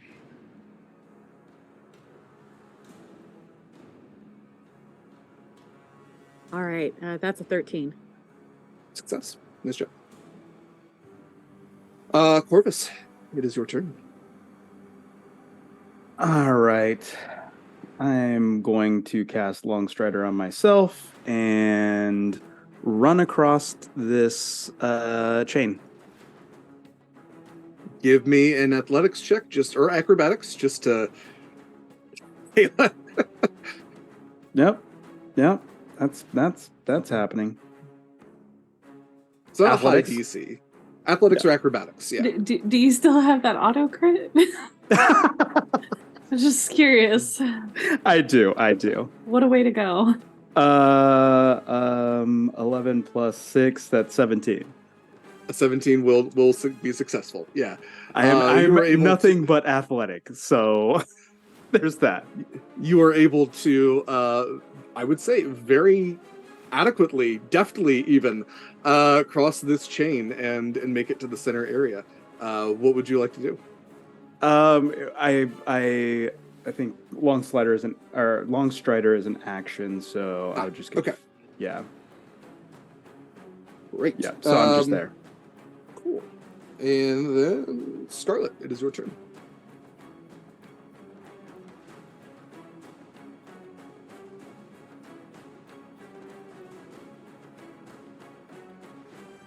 I'm gonna Eldritch Blast and then move. Okay. Because maybe I can take this person down. Not with that. I think this is my last reroll. If anyone wants to give me more rerolls, really using them tonight. I've got 3 over here if you want to use one of mine. That's an 18. 18 will do it. I might need my rerolls for the death saves, to be quite honest. And that is a 13 damage. Great. Please save your rerolls so you don't die. Yeah, I'll try. All right. Back to top of the order. Demira, one roll away from stabilizing. Could give me a death save. Yeah, all right. There we go. Thingies crossed. No, that's a 5. Hey. 2 and 2. Really building that tension, huh, Liz? I hate this. It's good times. It's good times over here. Fia. All right. Oh, God. Yeah, we're going to use that reroll? We're Sure. going to pretend that one didn't happen at all. That's not a real I have no idea roll. even what it was. How could I know? Yep. Son of a... All right, well, that's a 3. Which is Okay. still better than the other roll. Fantastic. Not really, but good job nonetheless. Corvus, I will need a wisdom saving throw. Oh, Dun, dun, dun. one of the things that I'm not strong in. A 10? Does a 10 do it? I'm not going to play the music and everything again. Corvus, your head snaps back. You find yourself deep beneath the ocean. This thing crushing in around you. You have been marked. Still the rest of your turn. Don't like it, but here I am. Okay, so what is the one in the yellow right there? Offing people? Yes, that is the one that is taking down 2 of your companions and 2 of the sailors. That is a Yuan-Ti Pitmaster. Okay. Well, I'm taking gonna close some damage, not a ton, but yeah, looking rougher than they were. I'm gonna close the distance. Sure. I am going to auto crit my attack. Mm-hmm.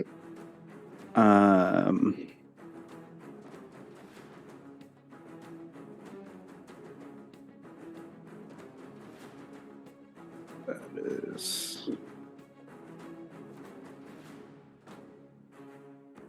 18 points of piercing damage. Great. And with you choosing to crit, would you like to do anything significant here? This is where you can do things like disarm, cut off a limb, push them, do special things. I would like to. Is this one half? What does this one look like? I'm sorry. So we've got like Yes. snake upper half, and then the arms literally are made of snakes all intertwined together. So like the literal like tendons are snakes that all Right. wrap around. The fingers are all little snake heads. So as I stab it through like the shoulder blade, I want to pin it down in the one arm, like the right arm, to the ground, and grapple it if I can. Okay, so prone and grappled. I think that works. Okay. You did 18 points of damage, so cool. All right. Anything else for your turn? That's all I got. Great. Prone and grappled. He's gonna. Actually, it's not his turn yet. Scarlet, it is your turn. He's prone. I have disadvantage on Yeah, range for range attacks. attacks. Damn it. Sorry. It's fine. It's fine. Can I just grapple him and hold him towards Scarlet? Yeah. Like Sure. like arms up underneath and just holding it out, like Definitely. chest is wide open. You got this. So, Scarlet, you can have advantage on your attack then. Cool.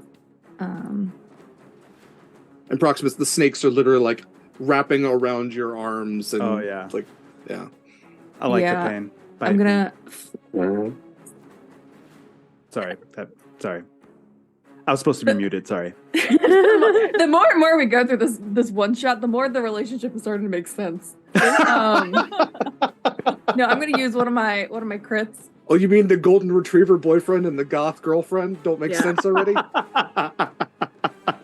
Just small Fucking nuances. golden retriever gamer boy over here. Stop talking about Allie like that. I'm gonna use one of my crits, Derek. Do it. Please do. If I can find another D10, holy shit.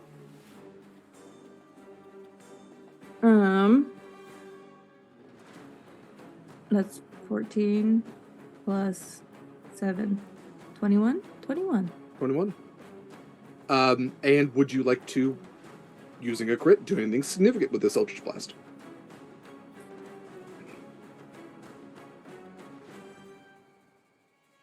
No, because if I move him, that also moves Corvus. And I don't want to push him over into the lava. I would say you could provide like advantage to Corvus's next attack. Okay, You could fair. like take out a leg. You could take out some of the snakes. I will provide Corvus with the advantage. All right. It is this individual's turn. This UNT Pitmaster. They're going to try to break the grapple. So this will be a contested strength. Let's see. I don't think they have. Yeah.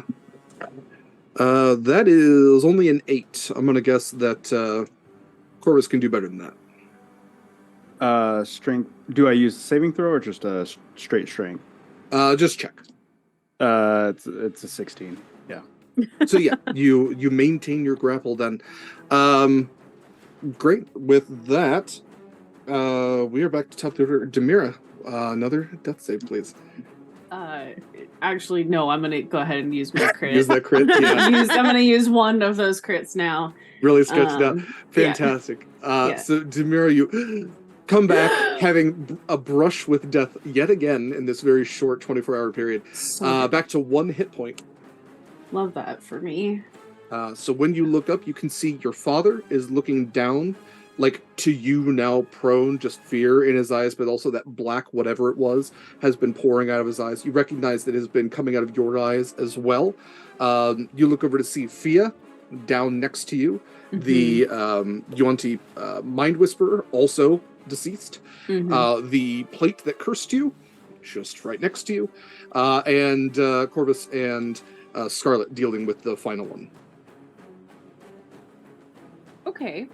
So I'd like to give people the rest of their turn. I think that's fair. So if you would like to do something, half your movement to get up, but anything else you'd like to do? Half my movement to get up.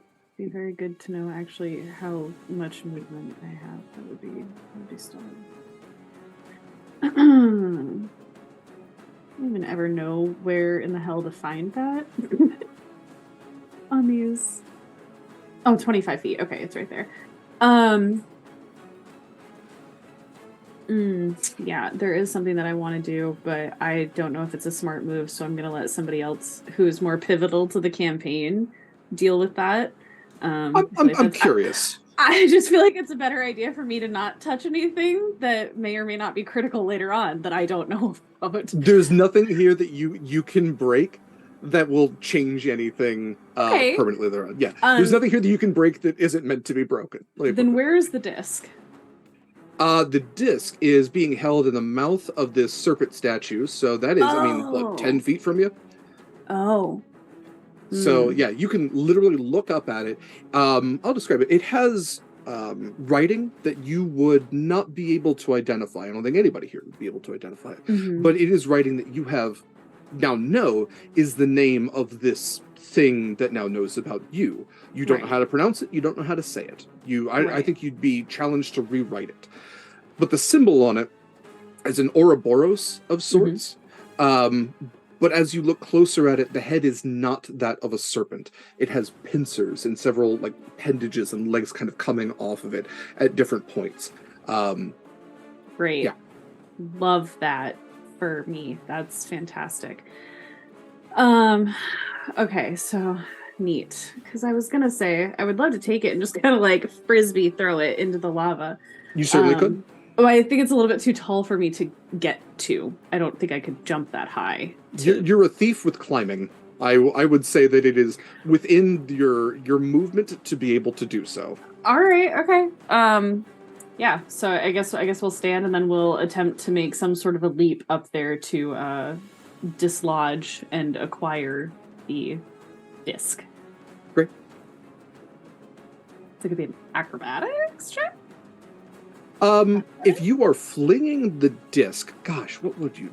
It's almost like you're throwing a frisbee. Sure, acrobatics, athletics. You could even do a ranged improvised attack if that's something. Ooh. I mean, you're not really like trying to hit something. You're just throwing something. So yeah, typically throwing something is an attack. Ooh, okay. All right, we'll go with that then. That works. So it'd just be whatever your dexterity plus. I don't think necessarily plus anything because it's not. You wouldn't be proficient in flinging large discs, but valid. Okay, yeah. Ooh, that's off the table. And I just is it metal or is it like stone? it is metal. It is. Fuck. It is like a golden type metal. Yeah. All right, I'm gonna re-roll it then because I rolled a 1 and I was like, if it's just stone, I'm just gonna throw it instead and break it. Ridiculous. That's another 1. I don't know. It doesn't go very far. We can say that you at least have it. You at least have it in your hands, but like you are kind of like having these immediate flashbacks that are preventing Everything it from is really leaving your awful. hand. Cool. Fia, That's so bad. a death save, please. I'm going to use that auto crit. Okay. Thank you. I'm not. Fia, rising back to 1 hit point, you see that Demira has gotten this thing that has cursed her in a way. Not that you would necessarily be aware of that, but she is holding this thing, kind of looking down. This is a very One Ring type moment, as you have the shortest member of your party looking at this golden circular object near a volcano. So what would you like? You've been instructed by some mysterious force to destroy this thing without looking at it. So there's that. I would go if I could stand up and go behind Demira, Sure. sort of, and put my hands on her shoulders and say, "Let me." And try, and I would like to try and take the disc from Demira. Oh, she'll give it out. Okay, great. Yeah. I would like to try and frisbee toss this thing into the lava. Go for it. All right.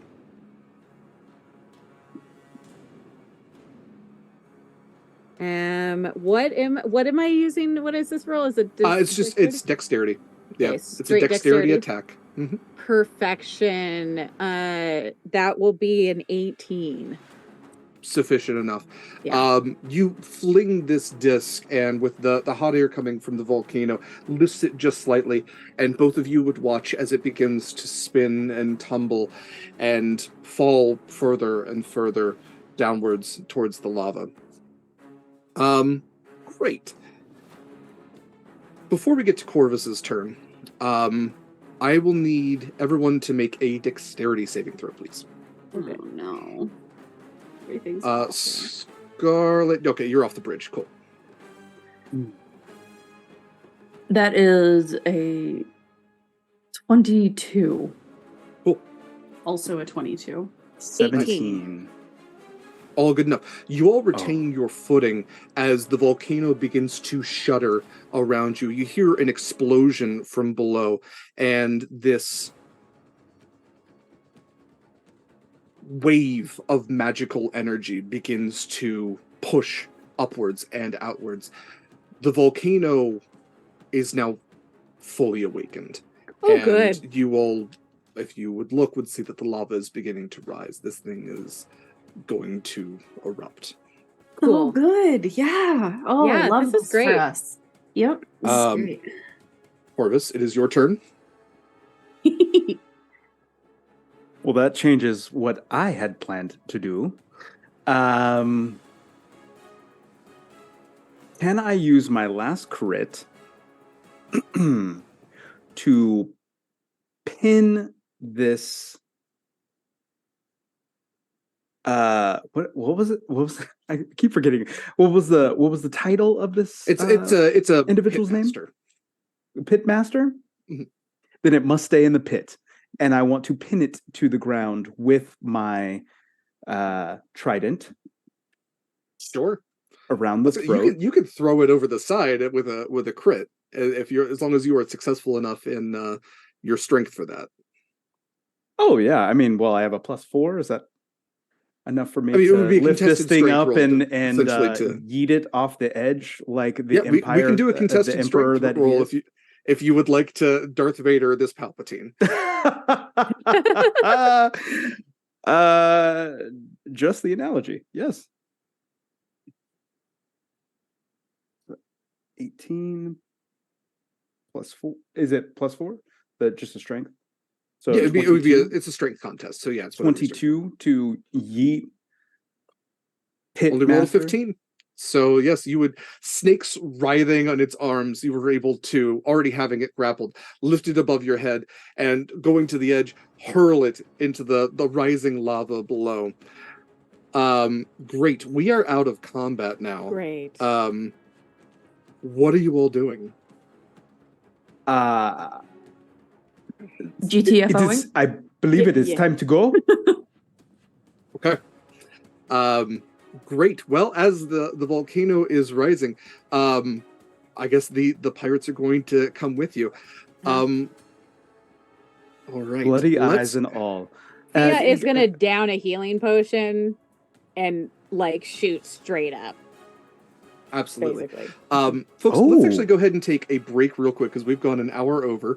So One let's shot. go ahead. One shot. Yeah. We've got a little bit longer to go, so let's go ahead and take a break. We will be back in just about 5 to 10. So stick around, please.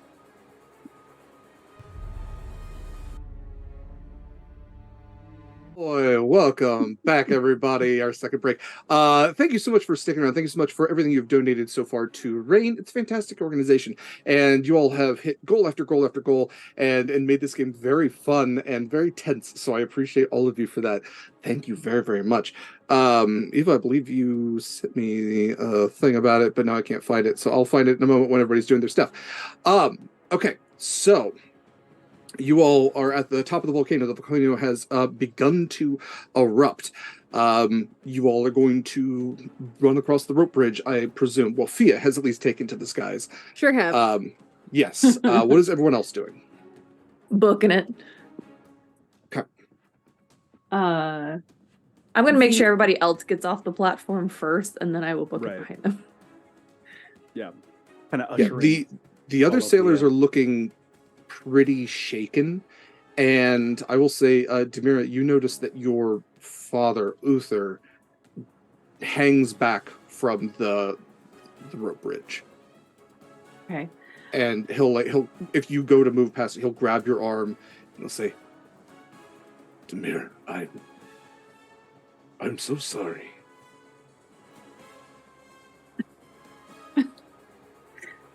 It's a little late for sorry, don't you think? You're right. I can't go back and I can't change anything. But I can't go forward. I can't go back to the ocean knowing that thing is out there.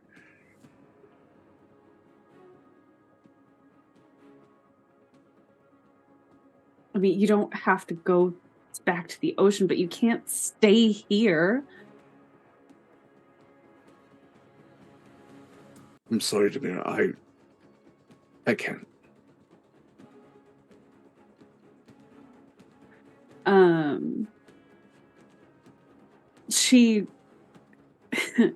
She grabs his hand, like in both of hers. I'm sure his hands are probably larger than hers, despite being a full-blooded dwarf.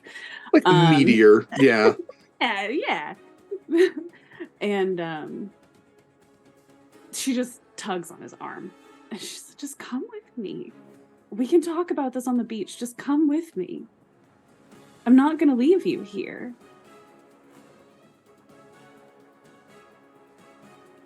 I made the ocean my life, and that was my mistake, is not making it you. But I can't go back to it now. I can't. Not knowing that that thing is out there, not knowing that it knows about me. And he'll go to pull his hand from yours, and he begins to back up towards the edge. What are you saying? That you would rather just come with me to the beach? We don't have to get on a boat. Just come and talk with me. Go ahead and make a persuasion check.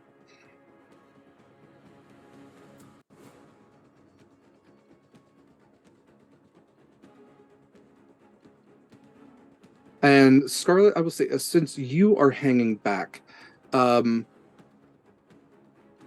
because this is you packed to the tome and all that, you would feel a pull towards your tome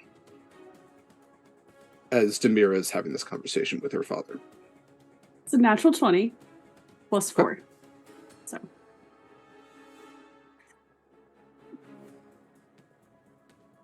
Scarlet, as much as we ain't got time for this shit, I will pull the tome out. We've got time. We're in bullet time right now. What are you talking about? It's fine. Eula has written very frantic. She very rarely writes like this. It's very rare that you even have to converse this way. But like scratched into the page, it says they must not make it back. Don't allow them on the ship. Don't allow them back to the fen.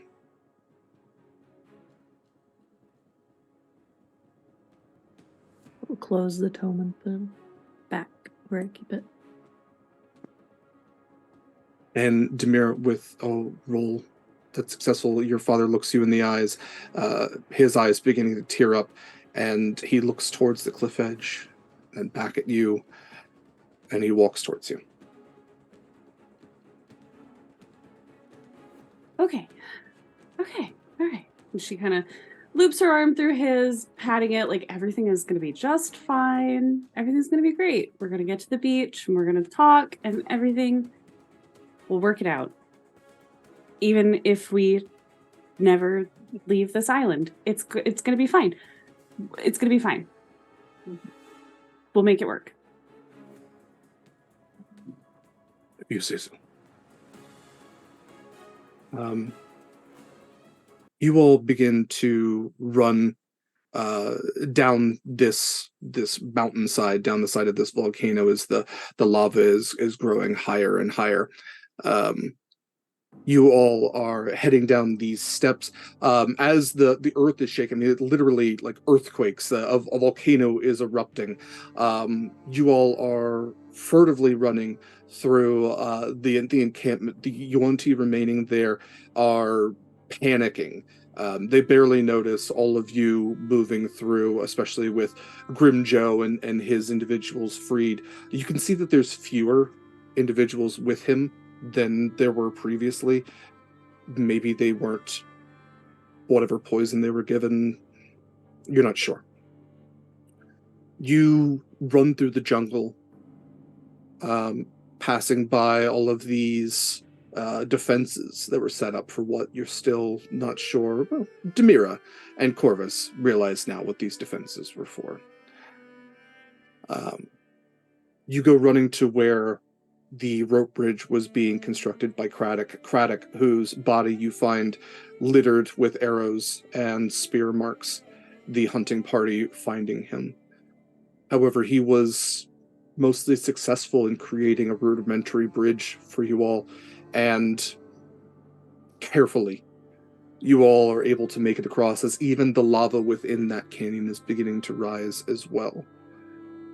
A couple of sailors lag behind. You try to keep them moving, but their will isn't there to support them.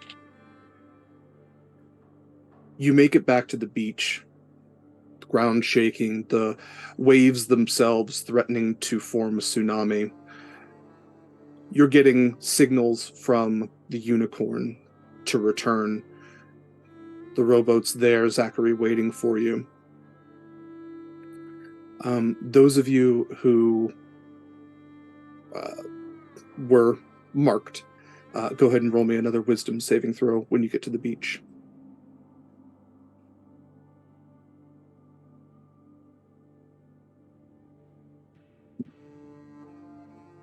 $18. 4. Corvus, your feet hit the surf and you feel a thrum through it, but you steel yourself and realize that there's something much more important than whatever that thing is. There's something that drives you forwards. Demira, you see the water and it's like an instant phobia. It stretches out to an infinite distance and darkens. And you know that that thing is out there. And your father rolled a 1. So he is holding back on your hand. Yeah. Even as you can feel the heat from the lava roiling through the jungle behind you, growing closer and closer. You can't bring yourself to step in that rowboat.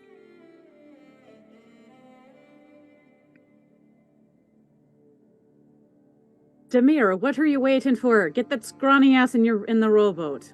I can't. What do you mean you can't? Of course you can. When we were up there, something happened, and she's got her hands on her face, and so when her hands come away, does the blackness come off on her hands as well? Yeah, and she just looks at her hands and she's like, it knows where we are. You have to go. You have to get away. Take the boat. Go back to Eula. Tell her that it knows.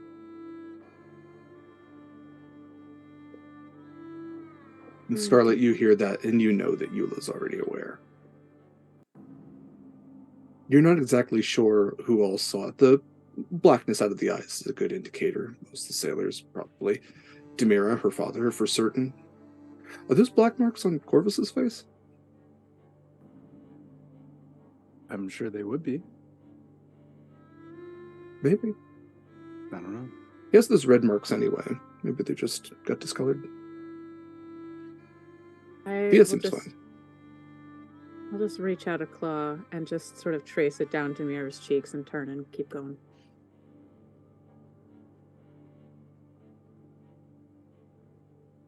Demira, you still owe me that drink.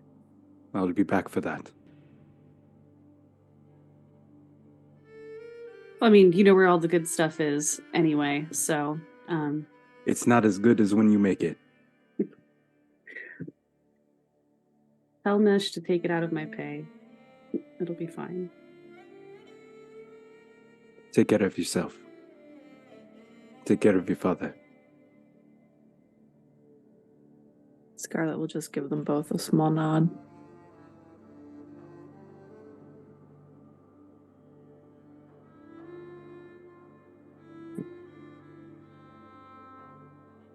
I'll actually get into the boat. Okay. Fia, are you flying above, getting in the boat? I am not feeling 100% great, so I will actually be in the boat. Scarlet? I'll be in the boat. And Zachary begins to row. As you can see the steam rising off of all of the moisture in the air of the forest, the jungle that's being slowly consumed by this wall of fire and liquid rock. You all can feel the heat even from the rowboat in that steam, that mist that you all traverse through. One moment here, please. Do I notice the black under Corvus's eyes? Corvus, are you trying to hide it? He's trying to hide it. Go ahead and roll deception. If you all are comfortable with this, Corvus, you can roll deception. Scarlet, you can roll insight. Mm-hmm.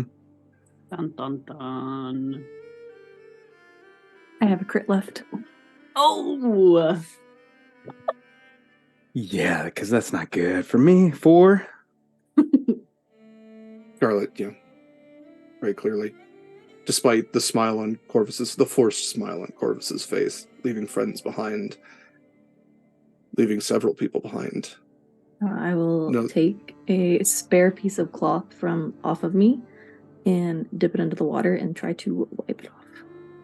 It comes away clean. You all reach the unicorn just as the steam begins to rise from where the ocean meets the beach. And in those final moments, Demira and her father are together.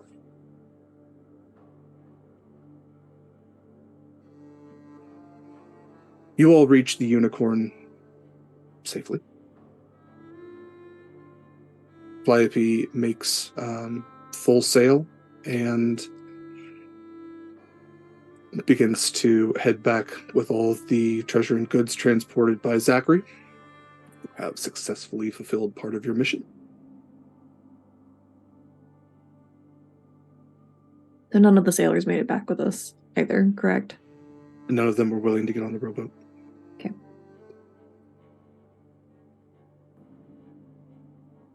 All right.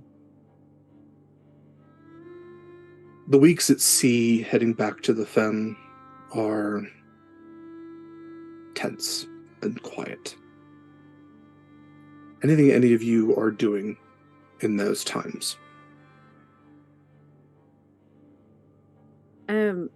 Do we pass close by any islands? Yes, you would pass through this little collection of islands right here. So a number of them are intermixed into there.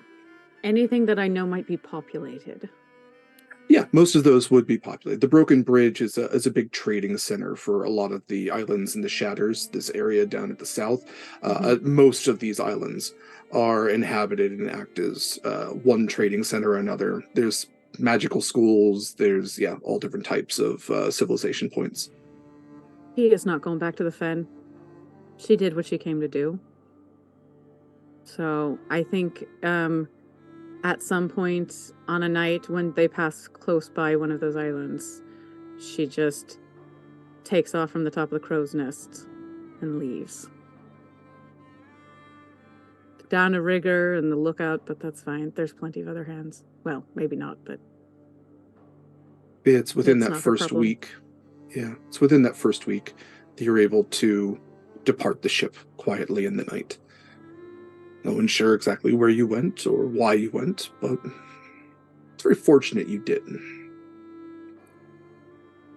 It's the end of the second week that let's call it the event happens.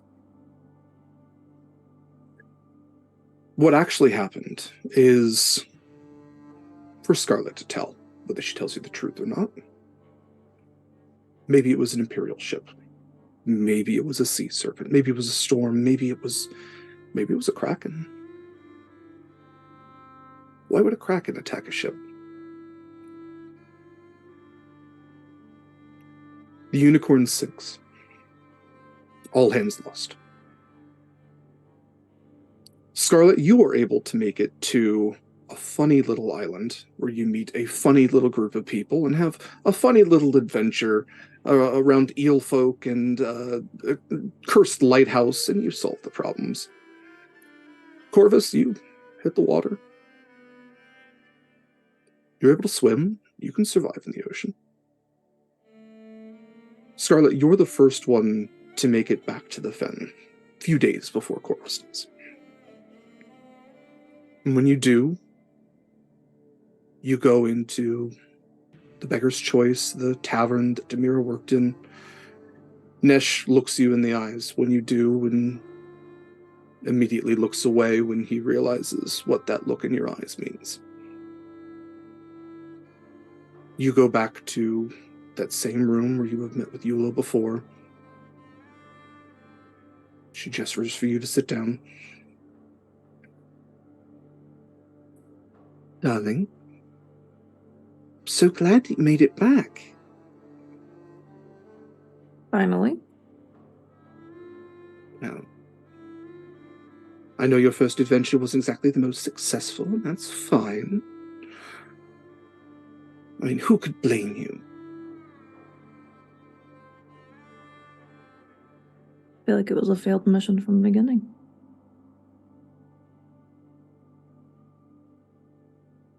Perhaps that's because I sent you.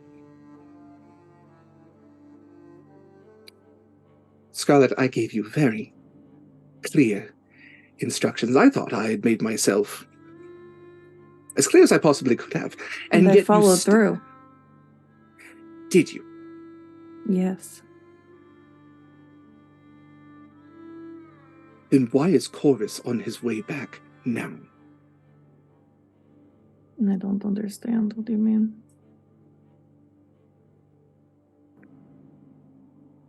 Scarlet, you're... No sense in playing dumb. I told you that I didn't want anyone who had been marked aboard my ship or to return to the Fen. He wasn't marked.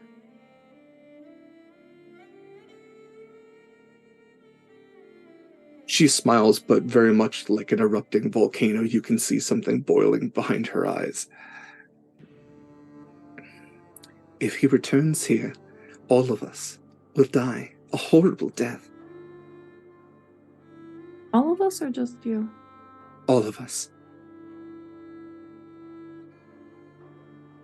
Is it really worth that? Is he really worth that?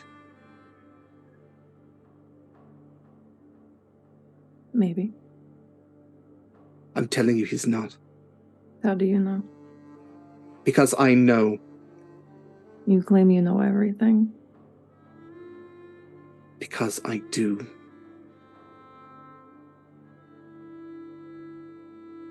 Scarlet, I have given you everything, and I have asked very little in return. I could give you 1,000 Corvuses.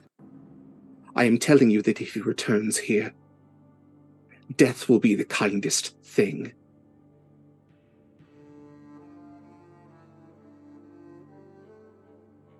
Then maybe that's the choice.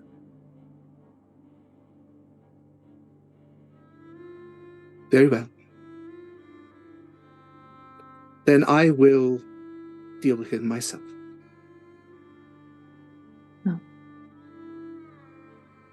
Or you can be merciful.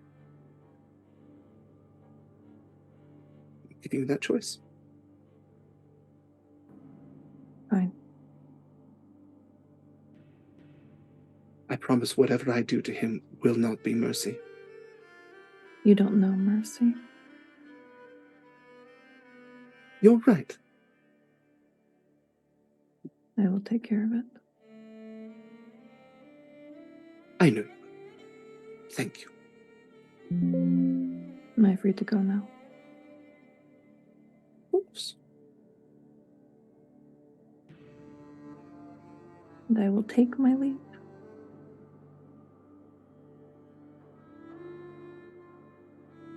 Kaila, I asked you this outside of game. I will ask you this inside of game as well. Eula is a magical being. If you would like there to be some sort of magical compulsion to do this, she has spells to suggest, command, change memories, all sorts of things. I don't want to take away from Scarlet's story, so I want to know if this was something Scarlet did of her own volition. I think at first it would have been a yes, I'll do it. To, again, provide that little bit of mercy. But I think when the time comes, she can't do it. Corvus, and then thus, Eula takes over. Corvus, in the days that you spend swimming back to the Fen, relieved to finally be out of the water and that thing no longer chasing you, hunting you, knowing you're finally back to the person that cares about you most, you board the Fen, return to the place where you and Scarlet always meet. And in that moment, when you open the door and you see her standing there and you see the smile across her face, pained, and you're not sure why, it's the last thing that you see before you feel the coldness at your back wrap around you. And as your eyes begin to still and your breathing stops along with your heart, you see tears streaming down Scarlet's face as she says, "I'm sorry." And you might see Eula in your peripheral walk around you, step up to Scarlet, this woman with bluish skin, bluish hair, covered in all this gold and jewelry and this colorfully, and also so colorful that it's white cloak.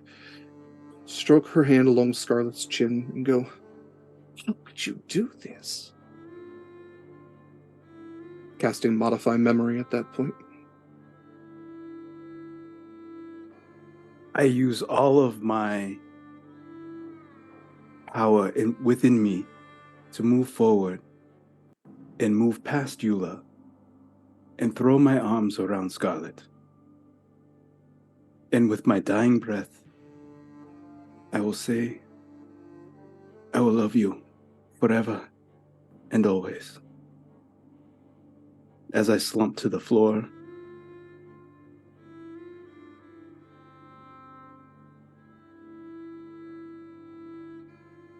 and that is where Corvus dies.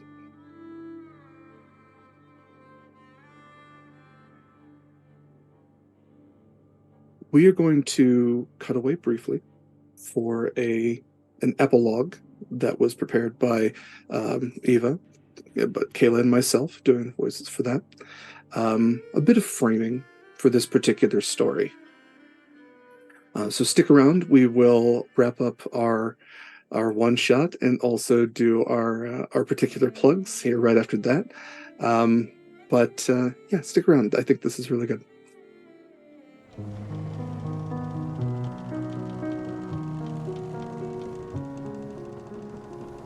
Scarlet Shores and Marcus Ash stand at the railing of the Bloodhound.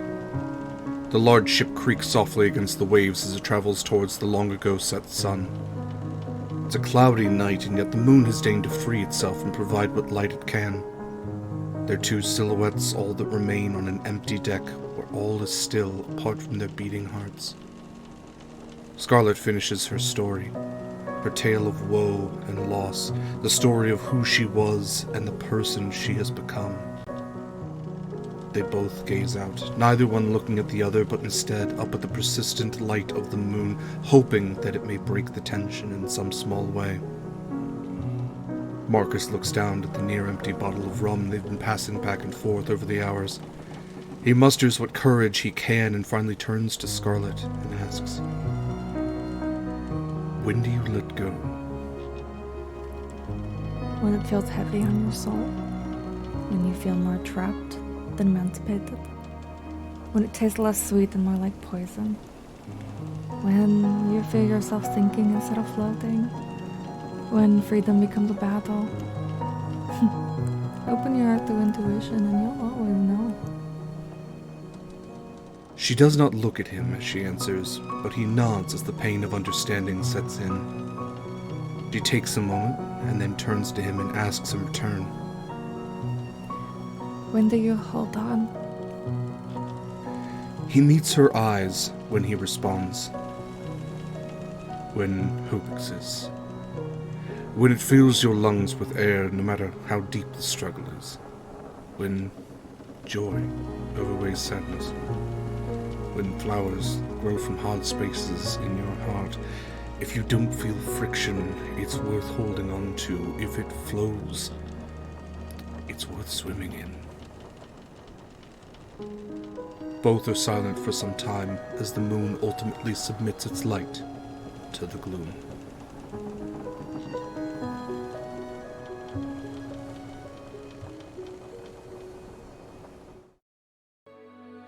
Thank you, everyone, for sticking around through that. Perhaps time does heal all wounds. And as we wrap up this one shot and look forward to the many adventures that Scarlet has had and will have in the future, I'm going to have these lovely people say a little bit about themselves, where you can find them in other places, because they are phenomenal, as you can very clearly tell. But first, I do want to say thank you for sticking around for an extra hour and a half to my players, but also to all of you in chat.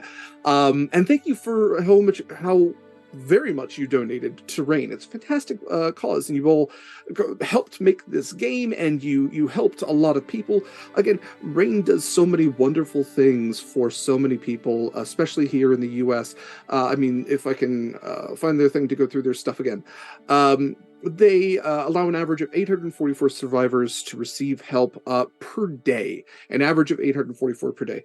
Again, RAIN is the Rape, Abuse, and Incest National Network. They were created and operate with the National Sexual Assault Hotline in partnership with more than 1,000 local sexual assault service providers across the country. They operate with the DoD Safe Helpline for the Department of Defense.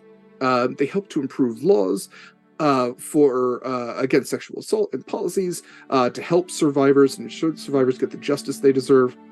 That includes the expanded use of DNA to eliminate the backlog of untested rape kits. They have education programs, educate more than 130 million people a day. And they've already this fiscal year helped over 308,000 people, with RAIN volunteers contributing more than 24,000 hours of support, again, just in this fiscal year. So far, Sword and Key as a channel has raised over $8,200 for charity since we started, and just $270 tonight. That is amazing. Thank you so very much for that. So thank you. Thank you to everybody who was able to donate.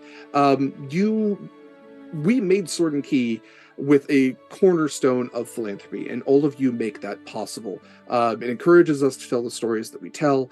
And I can't thank my players, the people that are part of this channel, for picking these wonderful organizations to support, because it means the world. You know, even more than putting a couple of dollars in my bank account, I would much prefer that you all support organizations like this. So thank you very, very much. We're going to draw a winner as soon as I wrap up this here. So keep that in mind for our chat. And it's LD. Congratulations. I will do my plugs and everything after everybody else is gone. But again, thank you for hanging out from the bottom of my heart. Speaking for Sword and Key, it means the world to me. So let's go ahead and go around and say a little bit about yourself, where people can find you. Let's go ahead and start with Kaila, our titular Scarlet. Hi, hello, my name is Kaila. You can find me many places in the TTRPG realm, as well as streaming on my own channel. I do a lot of painting and variety gaming there sometimes. You can also find me here every Saturday at 3 o'clock Pacific Standard Time, playing our Murder Mermaid. I hope this has really solidified how big of a bitch Scarlet was in the first season, and how she's kind of defrosted just a little bit over these last few sessions. So I see Eva's face. Eva's face is just like, okay. I hope this gives a little bit of perspective. A little bit. Thank you, Kaila. Absolutely, yes. Check Kaila out for all the painting streams, and just so much good stuff happened over there. And I know that your partner is doing some spooky stuff as well, because I heard them screaming earlier. So shout out to the Alley Mac as well for all the stuff that they do. Great, thank you. Let's I think Liz, where can we find more of you? Yeah, I'm Liz. I have been the unfortunate soul Demira Axinger, and you can find me on Twitter. That's pretty much where I'm doing the things. Twitter has links to all of the other things that I am doing, which right now is including writing a bunch of games. So I have a bunch of solo journaling games. I have some journaling prompts, things like that available. Yeah, that's pretty much it for me right now. But I hear that Kaila and I are going to be working on some painting projects together soonish in the non-specific future. So The amorphous future, yes. Yes. Yeah, definitely check out Liz's itch page. It's got some great stuff over there, and I believe you even have some stuff posted on the Sword and Key Discord. So yeah, check out Liz's games. They're really awesome. There's some solo games. There's some journaling games. It's a lot of stuff that you can't really find a lot of other places, and the uniqueness makes it really fun. Thank you. LD. I just have to say, I'm playing one of Liz's games right now, actually, one of the solo journaling games, and it is very good. Hi, everybody. I'm LD, Lady Dame. You can find me everywhere that's important on the internet at the Lady Dame. I am a late night variety streamer on Twitch most of the time. You know, you can find me playing right now. We're wrapping up Midday Mass Effects. And also playing, we're in the middle of, I just finished Life is Strange, so we're heading on to Life is Strange Before the Storm.